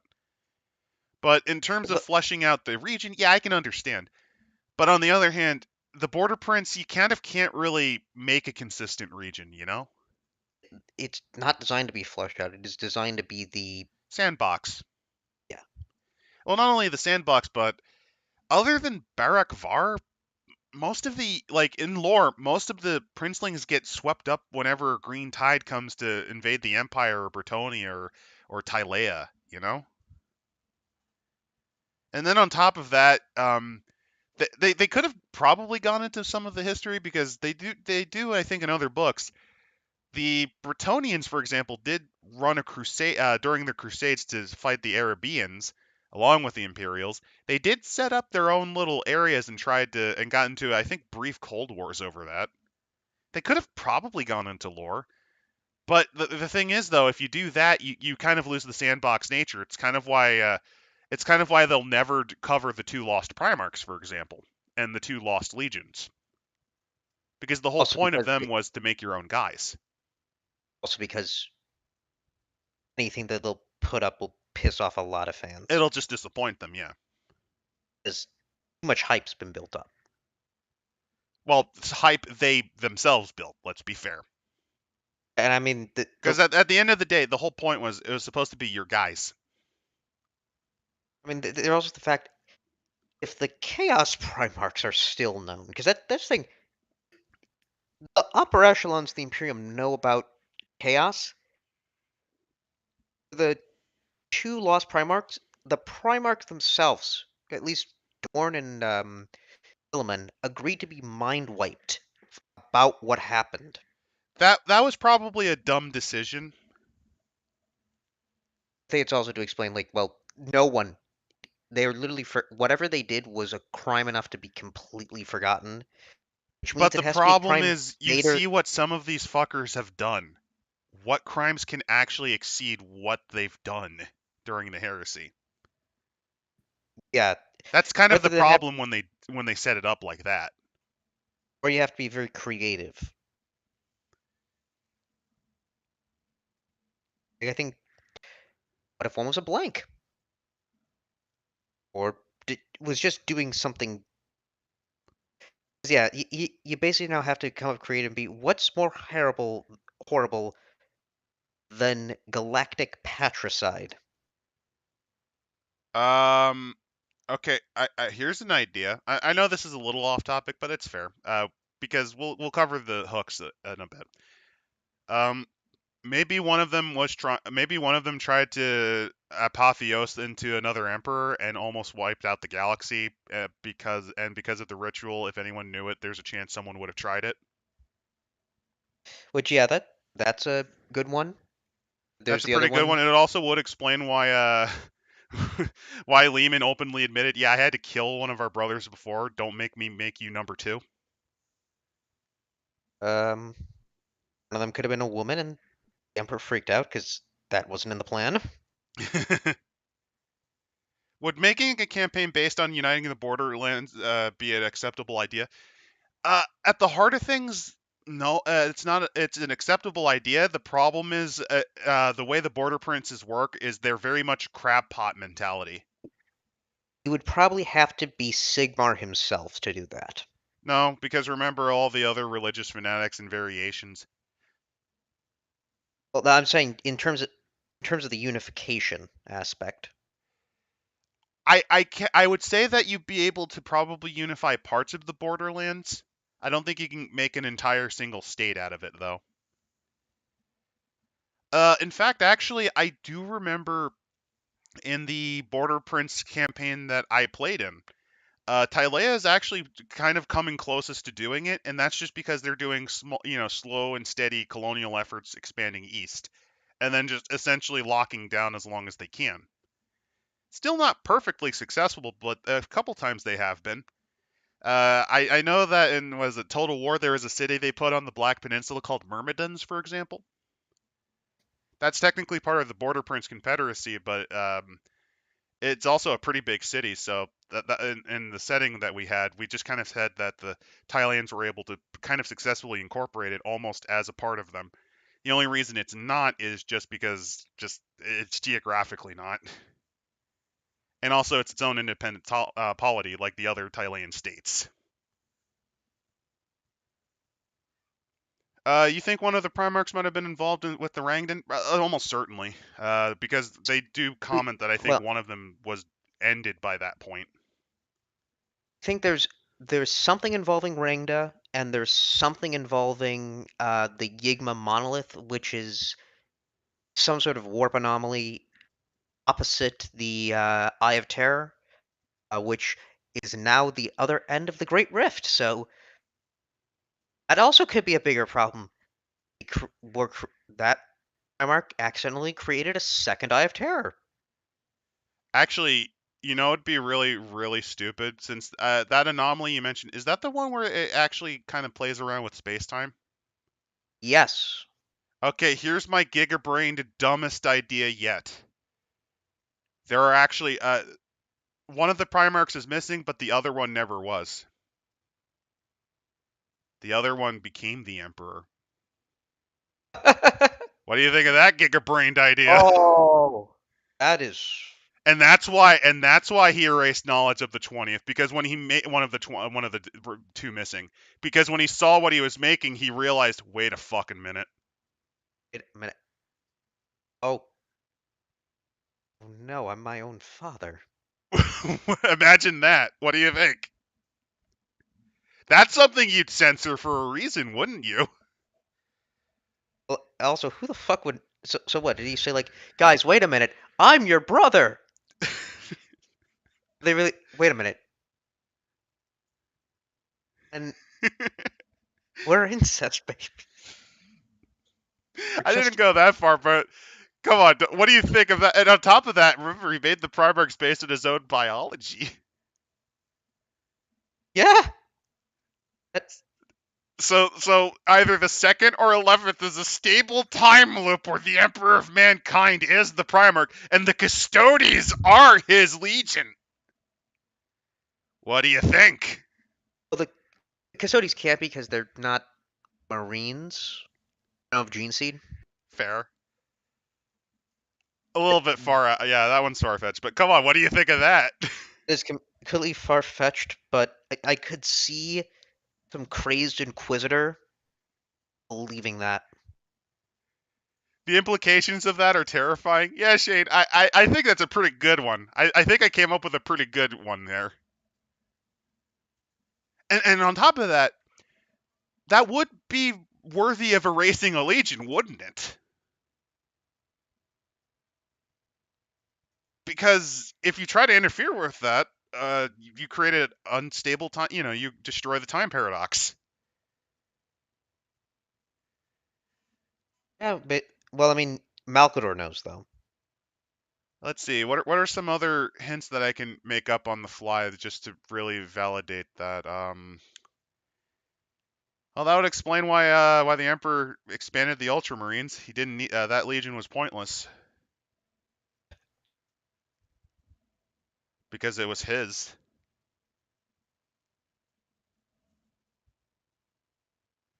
Gigabrained is a cataclysmic understatement. It's let's go back to the politics of the Borderlands. Okay, sorry. It's just a little fun side topic. Hey, you got me into a speed course on Ethan Ralph. I think I deserved that. That's fine. Seizing and keeping power. So yeah, you're in the Borderlands, and border princes are not exactly the strongest militarily usually. So it's not entirely So implausible that one of your first adventures is to gain power. they got to follow the rules written by the Prince Machiavelli. Which, if I remember right, that print, oh yeah, no, Machiavelli actually is in the setting, by the way. I was just making a Sopranos reference. You're joking, but I think he actually is in the setting somewhere. I think Yeah. he was like a Borderlands courtier who was tortured to death. I mean, there is. I think there's also. Isn't there like a Leonardo da Vinci Yeah, guy who he's the made the one who steam invented the tanks? steam tank, and essentially he was the only one that kind of make them correctly. The dwarves can, but basically they're picking it over with a fine-tooth comb, essentially trying to figure out where the fail points are. And since there's a lot of them, that's why there's no more being made. Because you Only know how 12. dwarves are. They're very much like, unless we can get this to work as perfectly as we can, we ain't making more of these. If I remember correctly, the organ gun is a recent invention, and by that it's about 1,000 years ancient. I don't recent. know if Da Vinci made that, but I know that's where steam tanks came from. And the reason why you don't see any more is Da Vinci was the only one that kind of had the right genius to design the boilers correctly, essentially. And while other engineers have occasionally tried to recreate it, there's usually so many faults with their design that you just can't really use them really. It's one of those once in a lifetime generation geniuses, and I think he had access to stuff that the others didn't have. And gonna be honest, Nuln probably doesn't have the best engineering. They have good engineering, but remember they also don't restrain their crazies. So keeping and seizing power. So okay, the world characters have become princes in a world. Their actions now have consequences, and the other inhabitants of the world are not going to wait to be assimilated. The previous chapters that might be another problem. They probably should have had another editor go through this with a comb. Are designed to help you generate a world or at least part of it in which the characters can act. Adventure. It's not a resource management game. There's nothing wrong with resource management games, but this isn't one of them. Thus, the rules and guidelines presented in this section are built around adventures. So, for example, the basic unit of time in these rules is the adventure. Things happen after the player characters have been involved in a certain number of adventures. The final element, yeah, it's grim. Yeah, we know. Rules for rulers. The rules for keeping track of problems for the prince are deliberately simple. There are two totals, internal and external, domestic and foreign, which start at 0. Every time the group completes an adventure, add 5 to each total. Thus, if the characters go off and retrieve a powerful item from a ruin, both totals increase by 5. When the total reaches 25, trouble of the appropriate kind occurs. Adventures that have nothing to do with the politics of the principality don't have effect on this. So this is just determining when you can use the next stage of the adventure. Next stage of something. So, as written, the rules allow characters to undertake 5 unrelated adventures before the two totals reach the critical level, assuming a typical adventure takes about 3 game sessions to run. So, yeah, something like that. Nice, decent campaign. Oh yeah, that's a good idea that they didn't try to, because Kingdom Makers in Pathfinder, it's a good system, but it adds a lot of fiddly bits that There, sometimes get neglected. there's a new game out. I believe the new Dune RPG is pretty much a management game for a household. So Which that's not a bad system at all. yeah, It's just you need to know what type of game you are, and trying to bolt more bits on it sometimes can make it overly complicated. and uh, for Warhammer, who wants to manage resources? The Me, because I'm weird.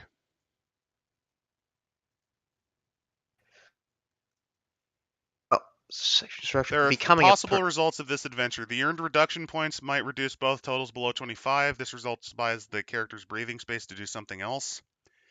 Earned reduction might bring one total below 25, but leave the other above their level. The higher total, blah, blah, blah. Campaign structure. So you can use ruins for these adventures, obviously. There's a reason for that. Section structures. This part of Renegade Crowns is intended to help you design your own campaigns. So that's another reason I think this book might not be as popular. It very much assumes that you as the GM have a lot of freewheeling ability. This is more for GMs like me, the ones that really love the homebrew and design. This is not really great for GMs who like to rely on adventures. And I'm not pooping on people who do that. Because adventure books are actually a really good way to learn how to GM. And on top of that, it's very easy because it's all there for you. So yeah, I can see why this is kind of a the black licorice of books. You either like it or you don't. It's not murder, really. It's just a management change. Erden Fremp, Prince and former rat catcher.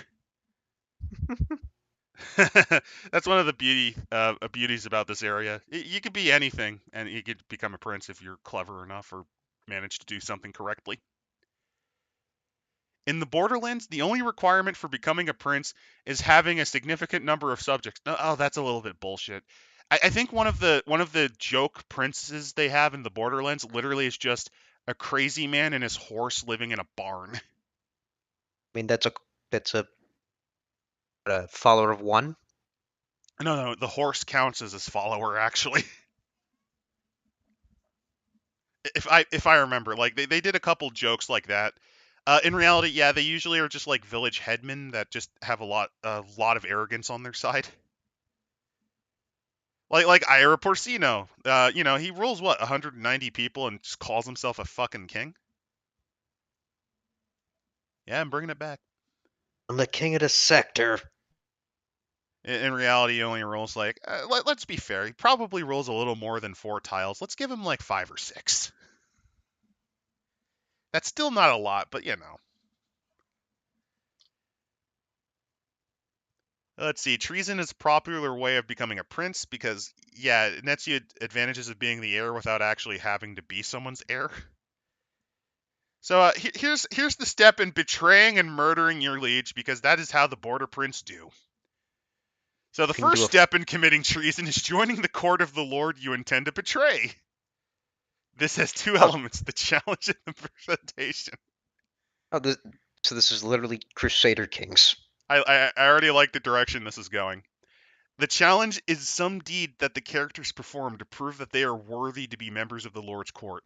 In some cases, all the adventure outlines in this chapter are. Oh, whoops. Sorry, I had a brain moment. In some cases, this might be an adventure in itself. Cleaning out a small group of greenskins, for example, or successfully guarding a vital caravan. In that case, the presentation becomes the final scene of an adventure and becomes part of the reward. It could also just be a smaller event. Two outcomes are possible: our former duel or the presentation of credentials. So these are ways you can join. You can either join because you prove you're a decent warrior, or you join because you have credentials, things that they might need. So the presentation, this scene is pure role playing. The characters are presented to the prince and permitted to speak to them, as well as a few of the other courtiers. Charm tests helped by etiquette can be used to determine how people react, but it's mainly to establish the setting and essentially the style of the prince.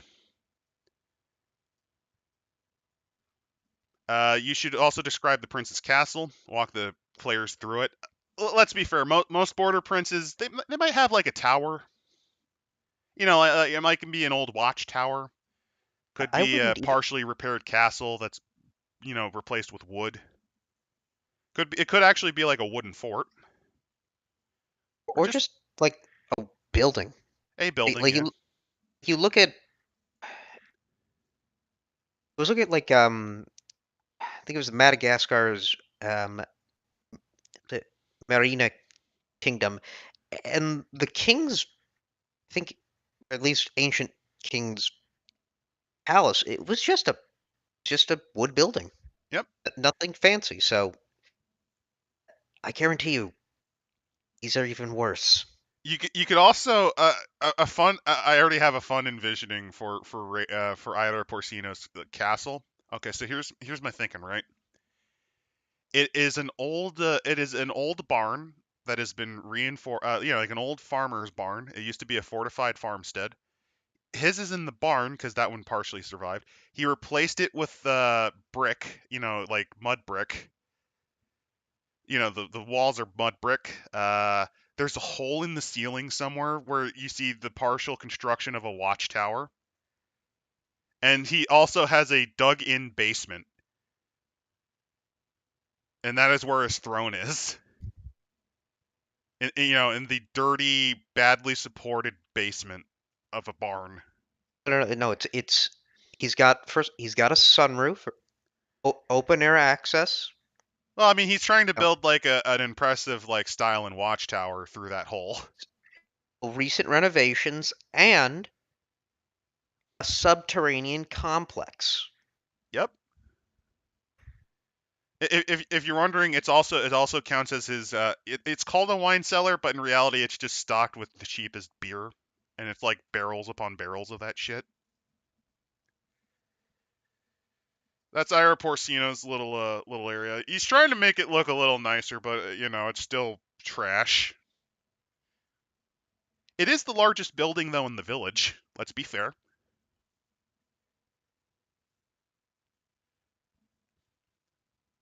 The second largest is actually the small shrine dedicated to the troll, which is a giant effigy of a pig made out of human waste. Because why not? Let's have that be like one of the local town gods is just a pig made out of shit. So anyway, the presentation, you role play, so you're getting into good old Ira Porcino's graces. Your initial obstacle is gaining trust, which is pretty hard because it's Rage Pig. Well, no. It actually probably is very easy. You just gotta stroke his ego. All right, so some ways you can gain trust though, if you don't have easy mode. Bandits, you can capture or kill bandits. You can commit justice, expose treason. You can throw other people under the bus. You can give tribute, bribe them. Make Super allies chat. among the court, exchange, or use ideology.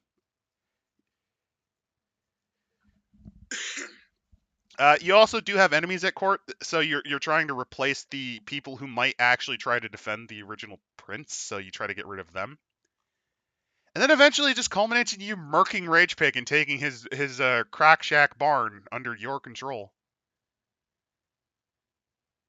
By the way, if And you're you. feeling cruel, the old prince can have a young son, their natural, well, not just young son, a young child, their natural heir.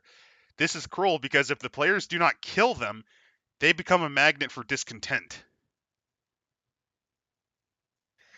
Well, don't worry. His kid is kids are far away from him now. On the other hand, can the players handle murdering a human child? If It's they do, Warhammer. you Yes, better make sure no one finds out it was them. it's Warhammer. Second tier elements include gaining powerful position. These are things that you add as the GM as well. Once you establish yourself in court, you can do some groundwork by doing this. You can get a position created for you, remove the current incumbent, and then you betray the prince, and you can do that by framing them or just backstabbing them. It culminates though in seizing power.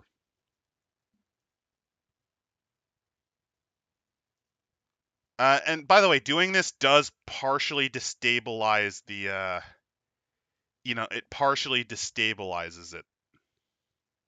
I mean, who knew that destroying the main seat of political power within a region is going to harm the ability of it to administer resources? And you can also assassinate them too. That's a very common mechanism.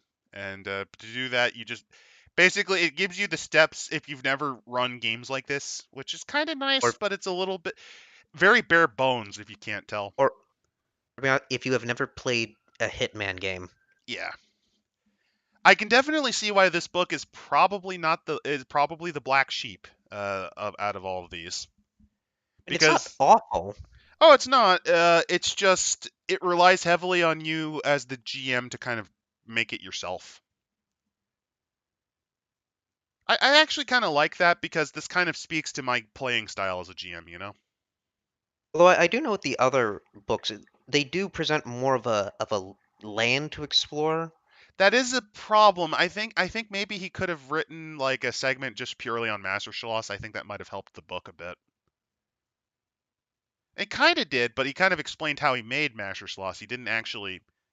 He does give like a bare bones basics, but imagine if there was like a little, let's say, 20-page description on the principalities of Master Schloss, Dauda, and the Bandit Kingdom.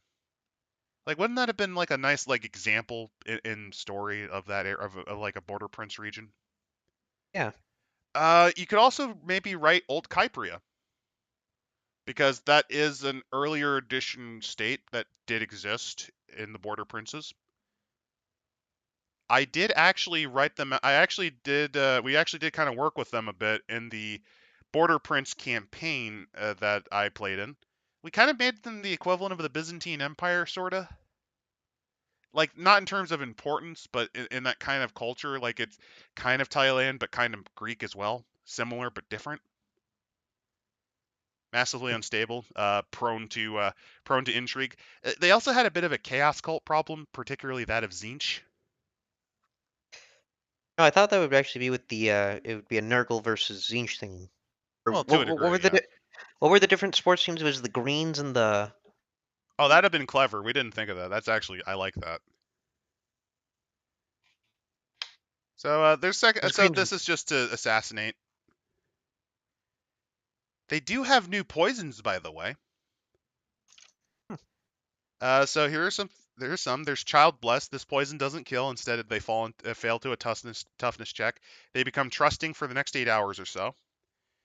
There's Prince's Crown. That's the what this does is blood starts to gather in the victim head, causing intense pain, and they eventually stroke out. And then there's And Traitor's Hap, which is lethal. You literally vomit your guts out. Warhammer Fantasy Roleplay Companions, the other black sheep. I wouldn't know about that one. I've never actually took the time to read that one. So yeah, this one kind of gives you some ways to set up like as the GM, and it's giving you ideas for how the players might handle an assassination, and it kind of gives you ideas on maybe ways to either help them or hinder them. Anyway, the climax at the end of the day is you assassinate. You can also just take the settlement.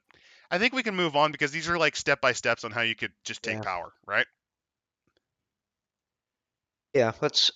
Next one I think is internal problems. The peasants are revolting. Well, yeah, I know. I can't tolerate them either. Prince Derek of Bloodrung, deceased. I love that. Oh, I like this. We ignore it. The characters may choose to ignore the problem. It's a little annoying as it makes everything else you have prepared unstable, at least at this point. On the other hand, you should not force them to act. Ignoring the problem counts as complete failure in the adventure and therefore provokes a more serious internal problem. Ignoring that one might leave the characters dead. Well, yeah, because revolution riots in the streets. I, So I just do I just feel like they have the option because it does feel very grim. They're screw this them, and sort then of they die. Yeah. just ignore the problem. So the opening act is murmurs of discontent. So these are different ways you can kind of just breed contempt. So example could be just people muttering and insulting the prince publicly. Merchants just screwing you. Things like that. These are the initial elements you have to deal with. And what you're supposed to do is you're supposed to gather reliable info. Maybe try to figure out any particular rebel leaders in your area or dissidents. You can set up a secret police state, obviously. Now, and there's ways to deal with the internal dissent. You can try to actually fix the problem. Try to be a decent person in that regard. Um, it doesn't Uh, necessarily help because it doesn't remove the discontent. It does make it easier though to resolve the issue. Or you could just get rid of people, disappear them. Which, by the way, does also count as a success. Or you could just host a Blood Bowl game. do they actually say to host a ball pool game? That would be funny, but no, they don't. They should have though. They really should have. Either way, you need 4 successes, and if you pull that off, it culminates in reducing internal tension by quite a bit. By the way, if you destroy an agitator, or no, if you turn an agitator into a supporter, that actually also reduces internal support. And you also, for every agitator who was executed or in prison, whether or not they were actually guilty of a crime, increase the internal trouble score by 1. So it temporarily makes your situation easier by removing the agitators, but it actually doesn't help. If you fail, internal trouble gets worse, and then it eventually culminates in a riot. I feel like you could implement this in just any fantasy setting system of. Yeah, this just kind of gives you. That's another cool thing I kind of like about this book. It gives you a decent little. They're not really adventure hooks, which is a bit of a negative, but it does give you ideas on how to maybe make a simplified version of, say, Kingdom Maker. So anyway, after internal troubles fail, it eventually culminates in rebellious settlement. where you hear rumors of a riot, revolution, something like that. And ways to deal with that is you can make fifth columns to betray. You can actually sneak in and kind of join your agitator, or you could just civil war. You could just choose the civil war.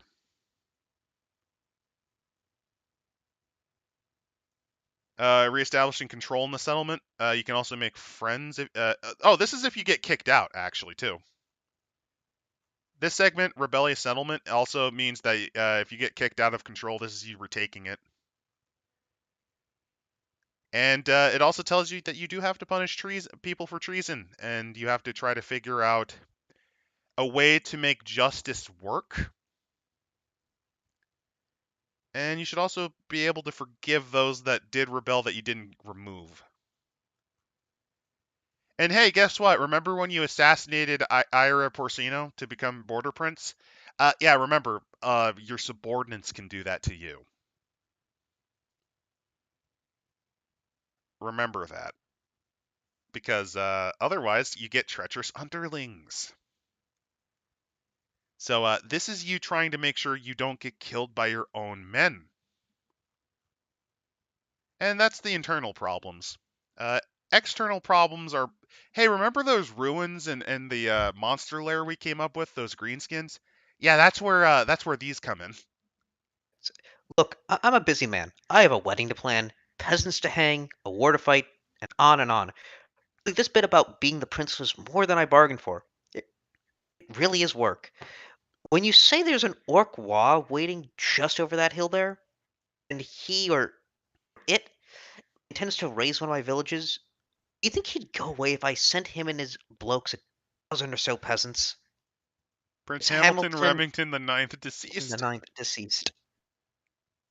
That also, I thought you were like trying to recreate an Ira Porcino moment because that feels like something he would do too. Uh, well, He wouldn't be so polite. He would have just said, "Send, get the boys and beat them up." just send him out and whatever. So yeah, one of the options are raiding monsters, and here's some pretty good goblin art. I'm pretty sure that, yeah, these Oh, are nice. goblins. Oh, yeah, that's I like that art.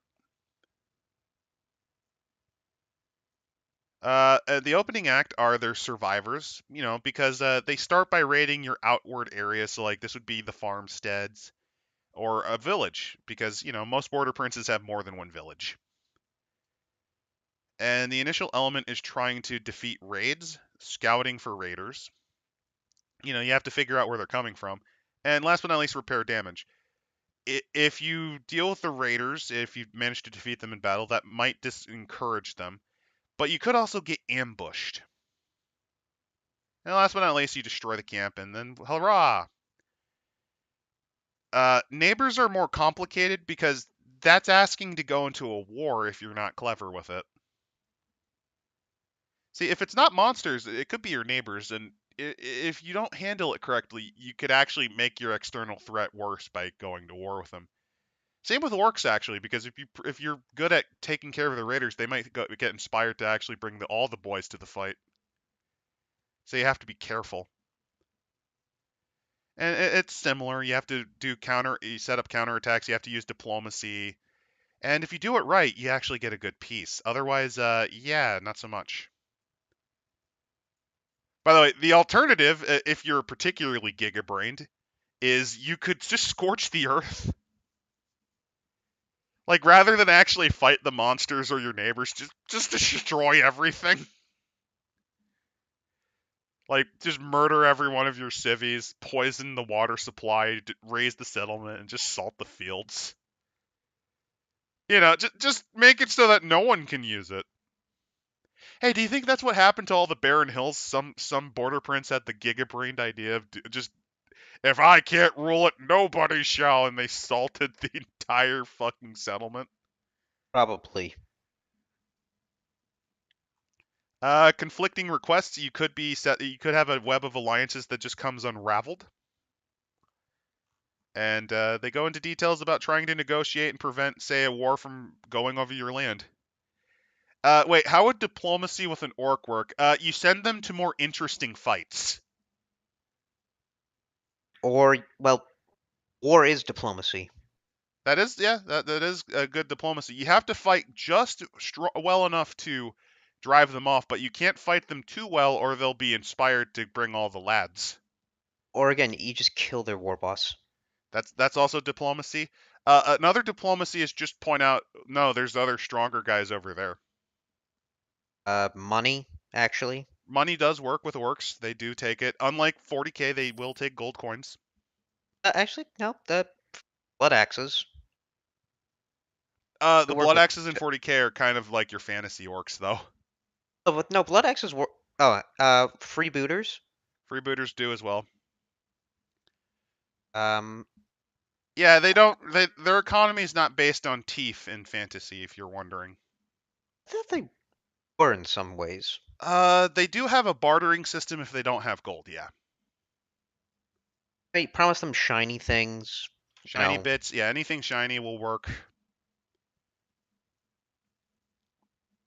Because orcs love fighting, but they also like shiny bits. So that works too. the problem is that They'll want more. because they'll want more, and if you make their weapons better, they will use them on you. Oh yeah. After all, I mean, what? It's just gonna let it go to waste? And after internalizing your stability, you can also make trouble. You can make alliances. You can conquer places. I'm just gonna kind of skim through because it just gives you basic detailings on how to set things up. They do have battles, so let's see how this goes. Battles are a central part of conquest, and they should be a central part of the adventures. There's a whole army in fight. However, you should get some thoughts onto how the characters involved. I'm surprised they didn't say just play a game of Warhammer Fantasy. I actually thought they would. That's why I was reading this. That I mean, one because this is the you pretty much have to have two Empire players, I think, at this point, or Oh no, Empire. no, you can play Bretonian. You can bring up some Thailand dogs of war. That's only three armies, though. That Well, no, there are other. You got green skin boys for the monsters. You have to craft an Arabian army. You could, if you're trying to clean out an undead tomb, bust out your vampire lords or your Tomb Kang army. yeah.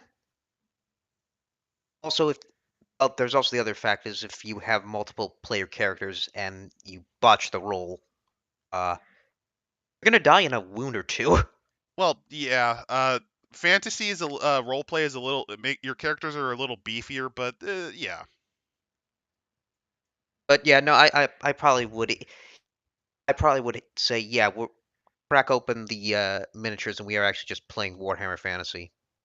Particular possible action for player characters: the prevention of destruction. I'm actually surprised they did not. I thought they would have at least mentioned you could use fantasy for this, and I you use skirmish rules.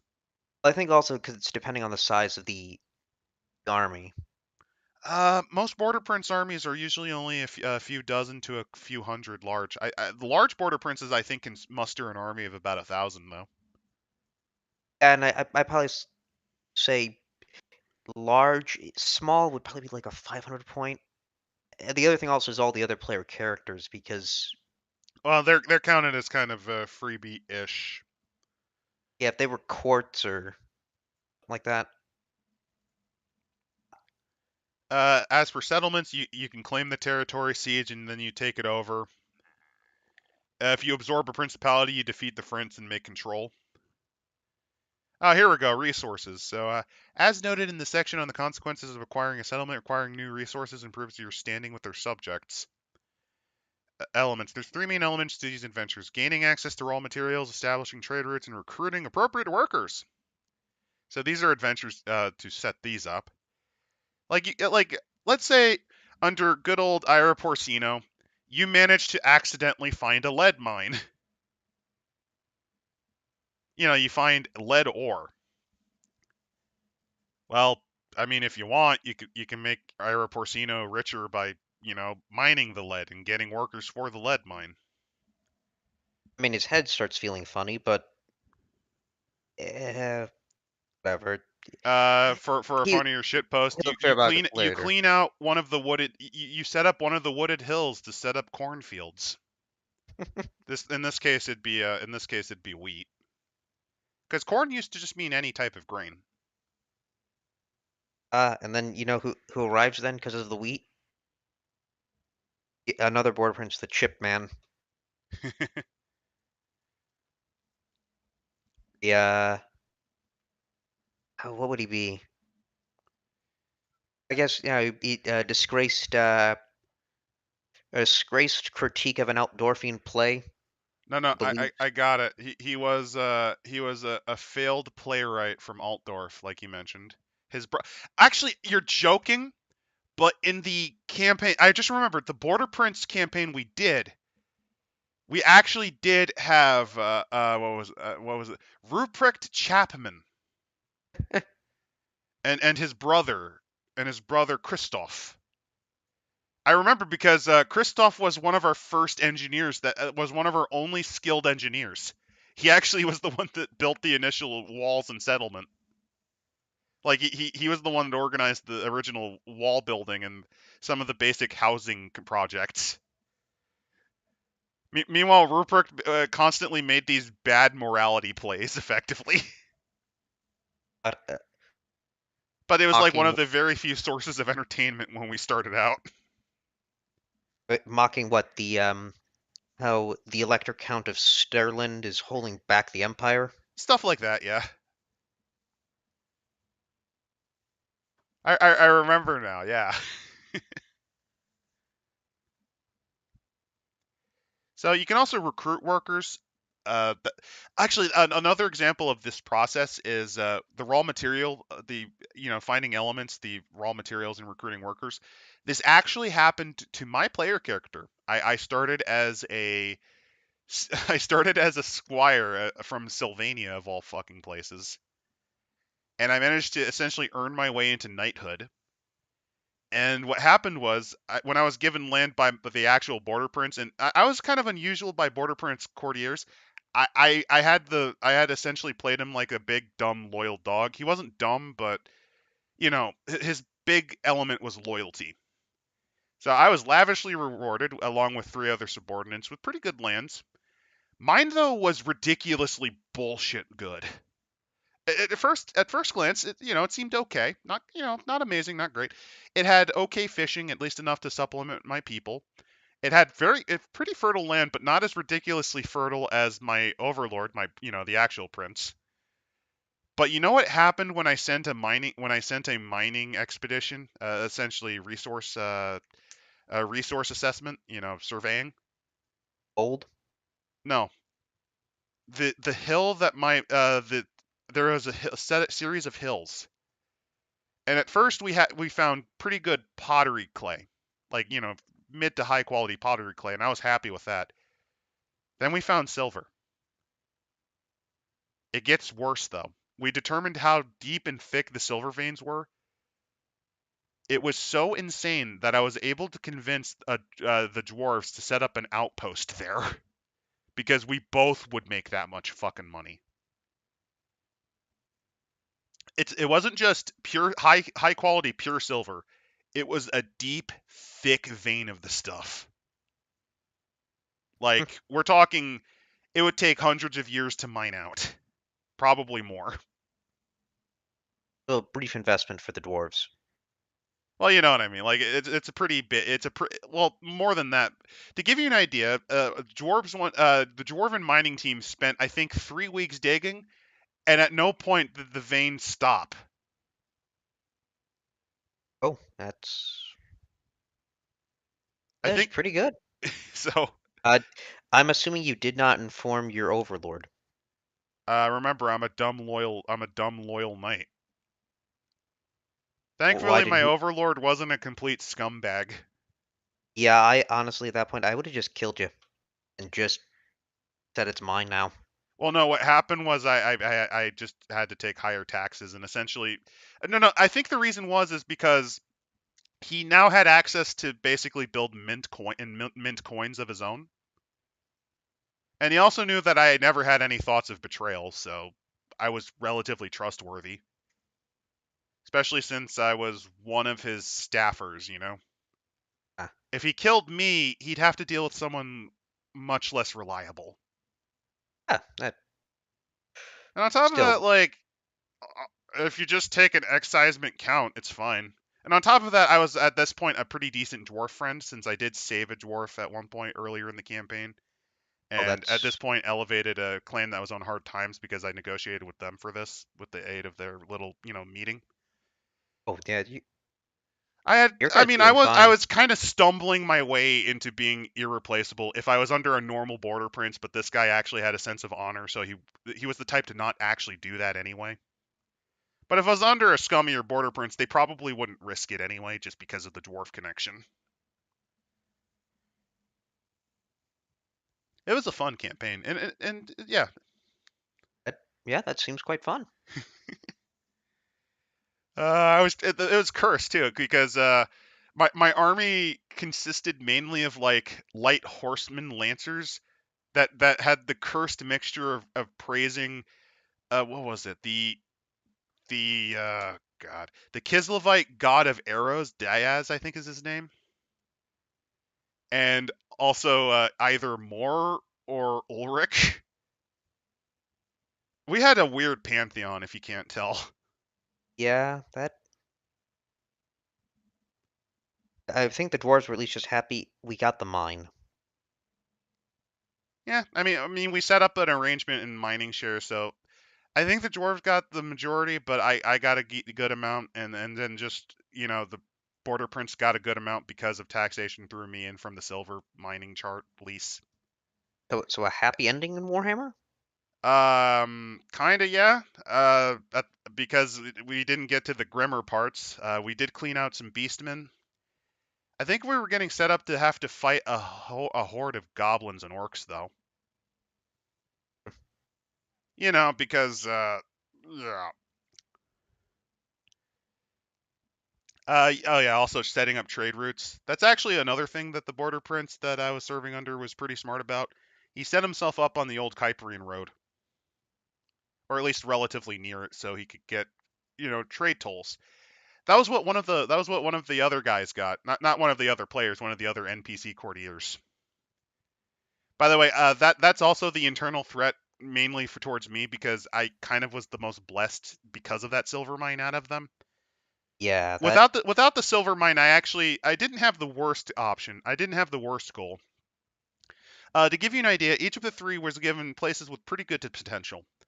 Mine had the potential for relatively just having decent farmlands, right? The other guy got a forest, which means that he has to worry about beastmen, but he also has access to excellent lumber, and on top of that, he had a ruined castle to build up into his own standard. So, he had a better fortification than me, and better innate industry, possibly. The last guy was kind of fucked out of the most of us, but you know what he had as an advantage?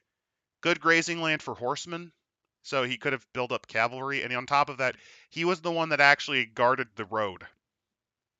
Ooh. So he had tolls at least.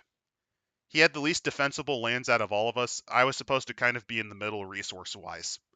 So, not relatively equal. Then I found the shitload of silver in my survey. Like we're talking, Casterly Rock in good old The Song of Ice and Fire. I had that, but for silver. Like, imagine a big hill that is essentially so filled with silver it could last for a couple thousand years. Yeah, that is. And I'm actually surprised no one tried to kill you. I think what's happening. I think if I remember right, the plot was building up so that at least one of the other guys were plotting that. Yeah. Like, Yeah, I mean, on top of that, there are plotting. border princes that are neighboring us that are very pissed that my leader found that fucking hill. So they're not necessarily aiming to kill me, but they're aiming to kill my liege. Now, my peers, yes, one of them I think was contemplating killing me at the time of the hiatus. This is a PC or non-PC? NPC. But the thing was, like, he wasn't supposed to be a bad man, but a combination of getting power kind of corrupting him a bit, and also just envy. Because let's be fair, he, like finding a mountain of silver, like it wasn't a mountain, but like a hill of silver. That's kind of bullshit. That's kind of bullshit. Feels like there should have been a curse of something there. Oh, I do have a curse. I'm the closest to the orcs. Ah, That's the big reason that hill was never mined seriously, because it wasn't until after we kicked off one of the smaller tribes that we even had time to actually survey there. Basically, I am the front line alongside the roadman of the orc hordes. So yeah, my holdings are among the first to get besieged in the event of a Wa. So that was kind of the penalty of my land. Roadman's penalties were mainly a combination of bandits and orcs because he was a little bit in a safer spot than me. Forest Guy's big threat were beastmen. So each of us had our own external threat essentially. I just in terms of internal resources, I basically I had the equivalent of just rolling 320s in a row. That's not to say the other guys didn't get some good stuff. Like I said, my overlord had the most fertile lands in that region of the Border Princes by far. In terms of just absolute fertility, it matched the moot. The forest guy had high quality lumber. It wasn't high quality lumber, and Roadman had access to a market. So not everyone had nothing. I'm just pointing out that it is bullshit. Mountain of Silver. Anyway, resource types. Craftsmen. These are the people that turn your raw goods into stuff. Markets. That's where you sell. Resources. Blah blah blah. And here are some Border Prince names that you can make up on the fly. So if you have a empire settlement, you could make. Actually, yeah, let's do that. Roll the d10s. Two d10s. What'd you get? 11, So you got 11. Dunkel. and Now roll a then d10. 7. Dunkelhof. Uncle Ho- That feels like a Rage Pig settlement name. I, well, the thing is, these endings. I mean, Berg, Dorf, Hoffen, Heim, or Helm. They mean something. Berg I means don't. city. Dorf means town. I don't remember what Gart means. Heim is also home. Hof, I think, means home as well, or castle. Mund, I think, is world. Wald means forest. So then there's the Bretonian, we but remember, Rage Pig is Thailand, so let's try that again. All right. 82 82 would be Terasel. Now, and 4. Paracelisi. Teraselizi. Then That's his village. Flavorful first place name element and second. Okay. oh, you got the Kislev as well. Yeah, there are Kislevites.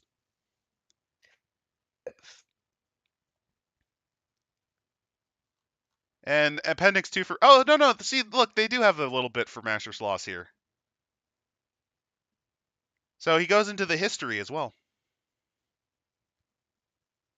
To give you an idea, Master Sloth started life. A group of humans settled here, exiled from their homeland because of their perverse religious beliefs that involved human sacrifice and service to the ruinous powers. They sought out a new home.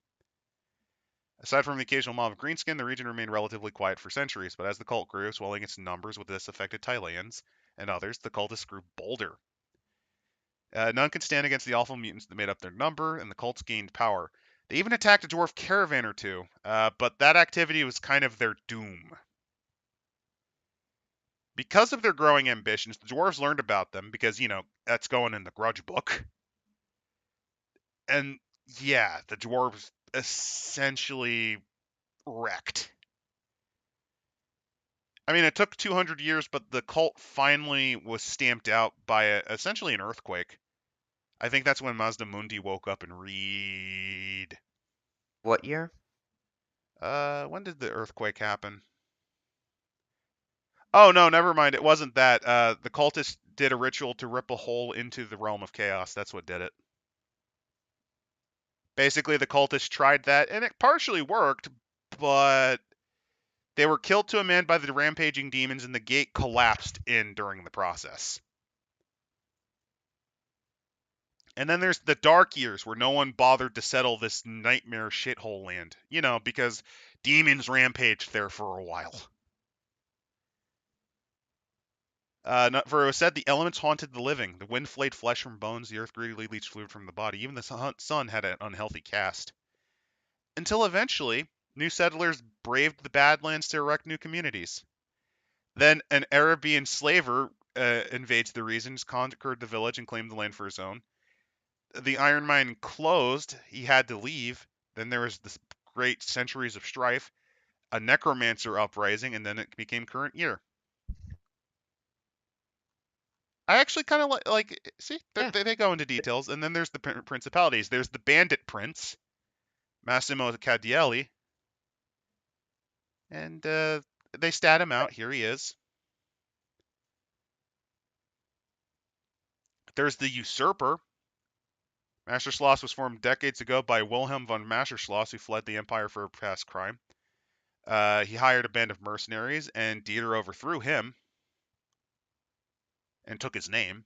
And then there's New Bretonia, By a and female female knight. she lied about being a man to become a knight. Also, a knight of the it seems like she managed to actually become a knight of the Grail, or at least started her quest. Uh, Now it says career is faceless. I don't remember don't what know. that means. I don't know, but I don't think you can because you would have to drink from the Grail. Fair. No, she Like isn't. But I think she tried to go on the Grail quest, but failed, or something like that.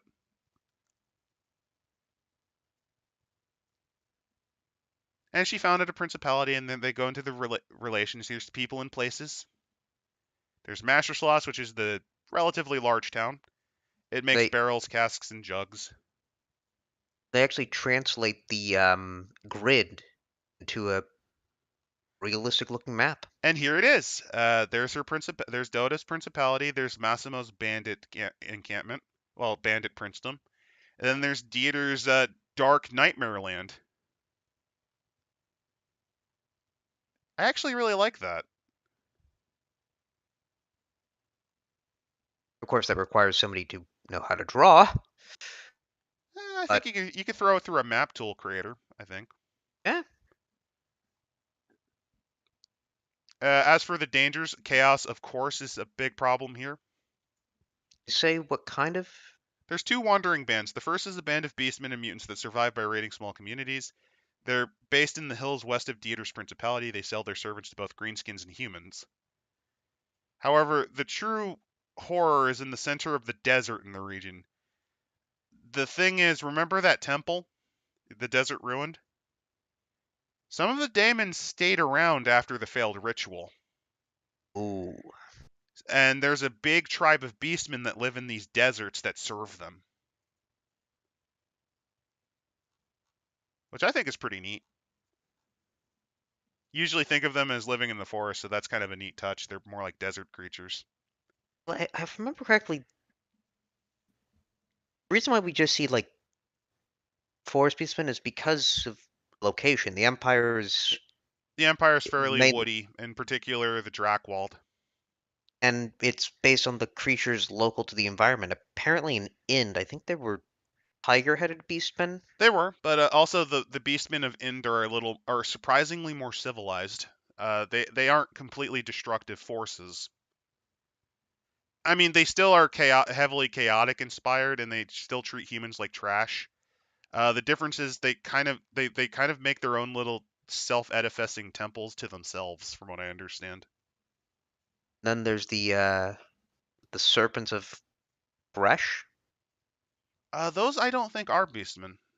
Not beastmen, but I mean Skaven aren't beastmen, but that's not going to be a problem to the average human. And if you're wondering, the more dangerous threat is the greenskins, and there's four pretty big tribes. And they go into a little bit of detail there. Now, as for using Measure Sloths, the region's particularly dynamic. It's a perfect backdrop for campaigns here. Because the tensions between the princes are falling apart. There's green peril and chaos threats. For players with ambitions, there's actually unclaimed towns where you could actually try to overthrow one of them. And then And there's this. here's the design sheet. They actually give you a nice little design sheet. I think because it's actually textured, though, it's not as good as they would otherwise like. I think they should have made it white in that And panel. they do have well, I think they're also trying to make it look more like a map. True. Maybe that's why. I just feel like Yeah. it might screw with you making it, though. And they Um, actually summarize all of the creation tables here. that's the And that's the end. We actually finished the whole book in one sitting. Holy shit. before the 3 hour mark. Yeah, just a little under 2.5 hours. So what'd you think of the Renegade Crowns? It's a bit of an interesting one for me. I'm just curious of what you Yeah, thought. I mean, it definitely is interesting. Again, I do like the creation table, and I do like to see how it develops. It really does seem by going through that step-by-step process, you're able to create a more dynamic world. Um, I would say something that they probably should have added, mentioning because they mentioned the ability to make Keys-Levite and Estalian towns too. So maybe just emphasize more of the other names of the human cultures. I mean, they bring up Arabe, and you Yeah, should I'm add surprised they that. didn't set up an Arabian name generator. I'm actually surprised they didn't do that.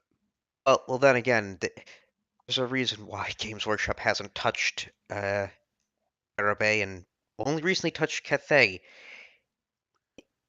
You don't have to They be don't. completely disrespectful. You can come up with something like for the back half, you can go with like either the actual description, like you would just do it reverse, where the back half is like where most of the names come from. Because you could have like Wadi, which is your watering hole. You could have something like Quds, which is actually the term for Cairo, and then I you don't know. There's just just kind of describe in the front with the 10. modern Games Workshop definitely would be able to handle it. Again, considering I mean, this is 80s. 2006 era game shop, so this is an 80s game workshop. They could have probably handled Araby. They just Yeah, they could have handled air.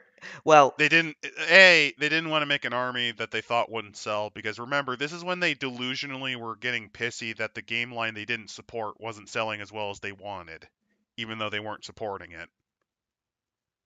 and two, honestly, how would you differentiate them from? They did have Arabe models, I believe. They had an army at one point, yes. They did have keys. They did have a Kislev army and rules for it. The question is the same thing of like with a Stallion Telia for the war game. How are those factions going to be at all different than the Empire or Bretonia? What's the key things that's going to make them different? Well, for Tylea, for example, one thing I'd probably do is give them the equivalent of like hoplite maniple, hoplite phalanxes. Like, There is the Warhammer Armies project that this one guy's been making yeah, that I'd give them the has equivalent all of this. a phalanx. Not necessarily like the pikemen, but like an actual hoplite phalanx. Give them musketeers, like actual riflemen. Give them a light form of cavalry that isn't a gun, that aren't like outriders. Their whole thing is like raiding and harassing, like condottieri. Give them the ability to also recruit mercenary units, that which would include like the Empire and Kislev. Like that would be your condottieri. Like that's a rule they can pick up. Bugs of War. Yeah, like they actually rely on, like, you're allowed to pull from other armies, but you pay a point, you pay a higher point cost to represent that. I think they had that. I mean, the other factions did have the ability to get Give them Imperial Dwarves and Imperial Ogres. let's So think. yeah, you could add that. you'd probably have to study Renaissance Italy war, war.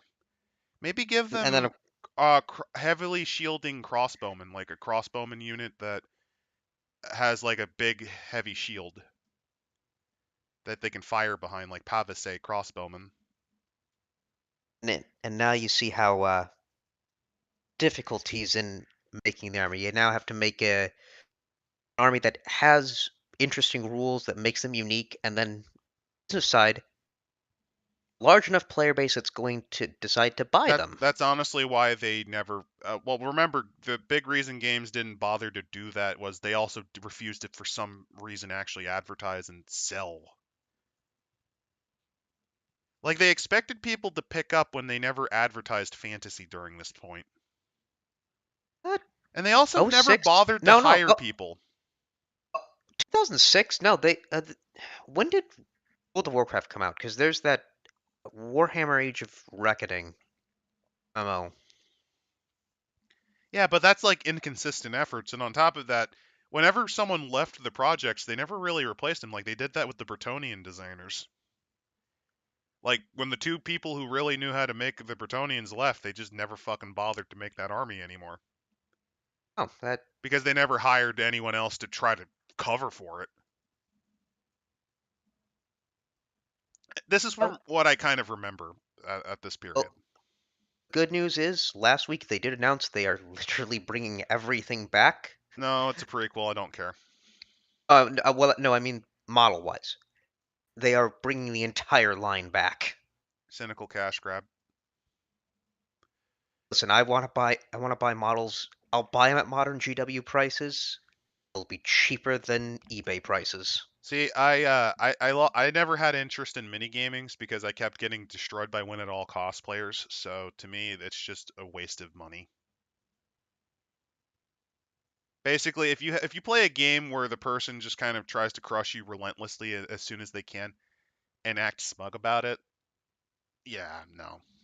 Yeah, those people are bastards. That was my first But experience and only experience with wargaming. Yes, I know there's better wargame players, but by that point I formed the habit and I thought I don't really feel like spending $50 on this shit.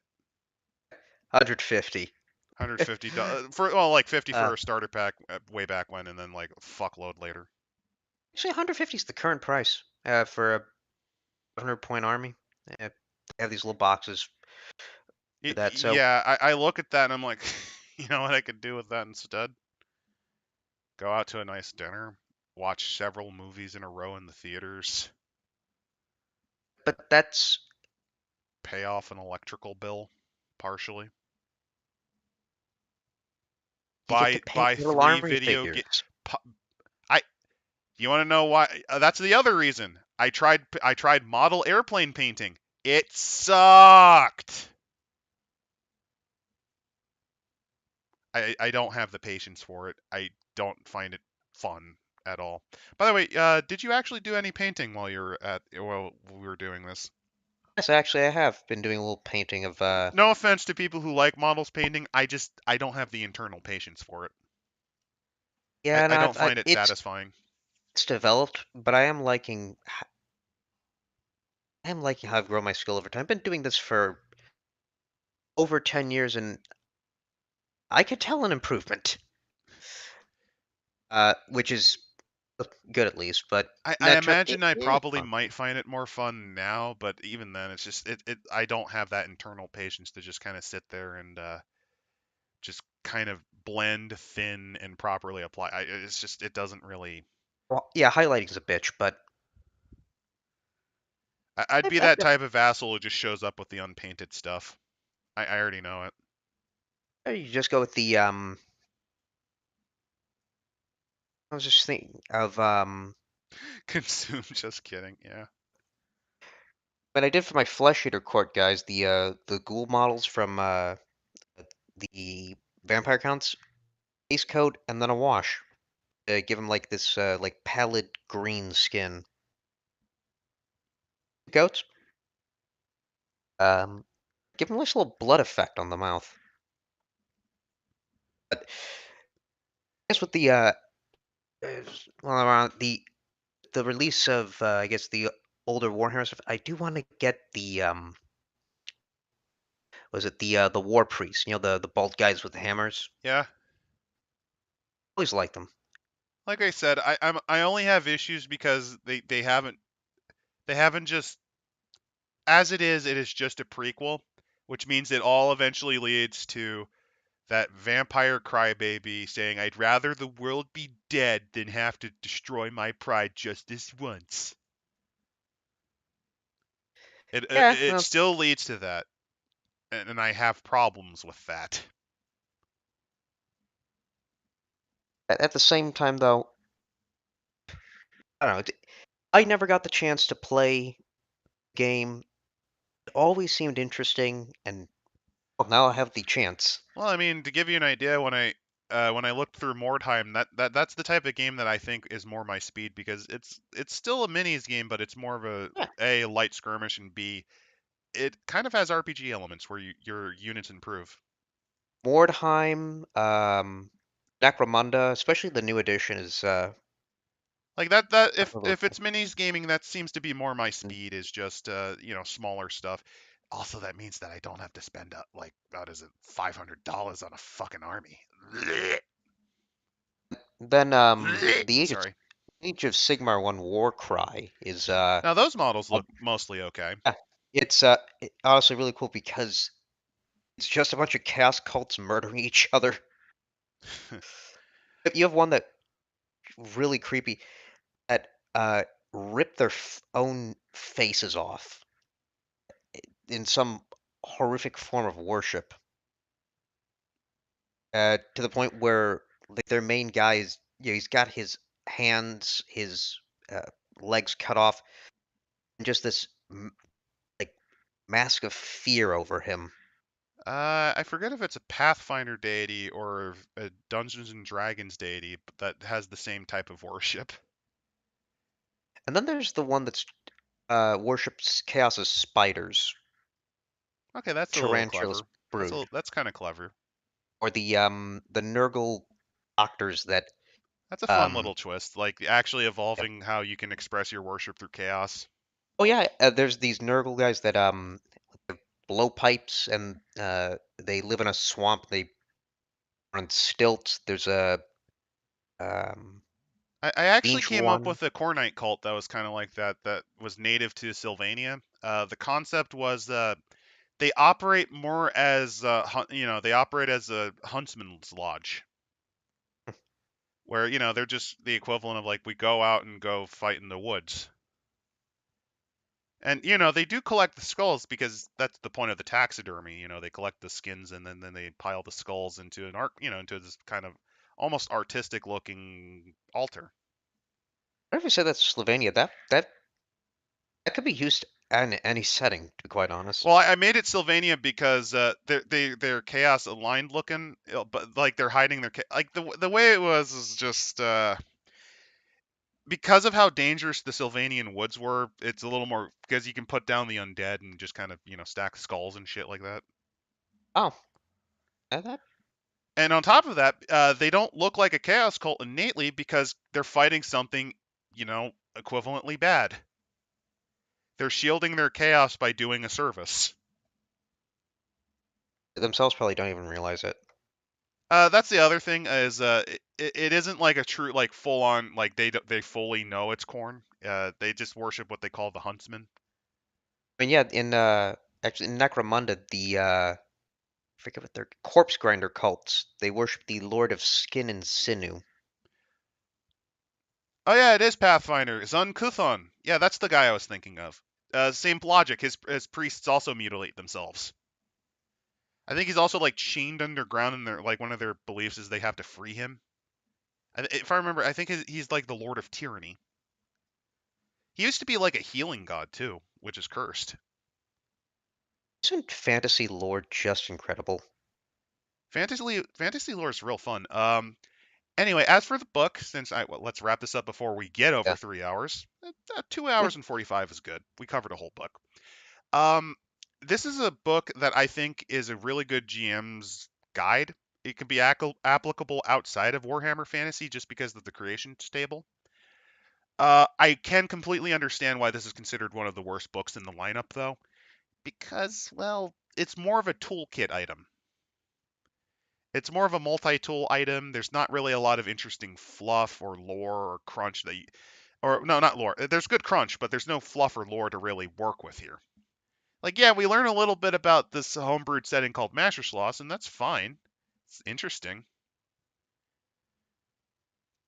But I can see why lot of people might have had issues with this one. Um, so yeah, I think it's a perfectly good book. I think it's kind of like the equivalent of Black Licorice, especially since some GMs they much prefer to run adventure modules, which is a perfectly acceptable way of gaming. This doesn't really do much for them because it kind of expects people to kind of come up with stuff on the fly on their own, usually after much homebrew writing.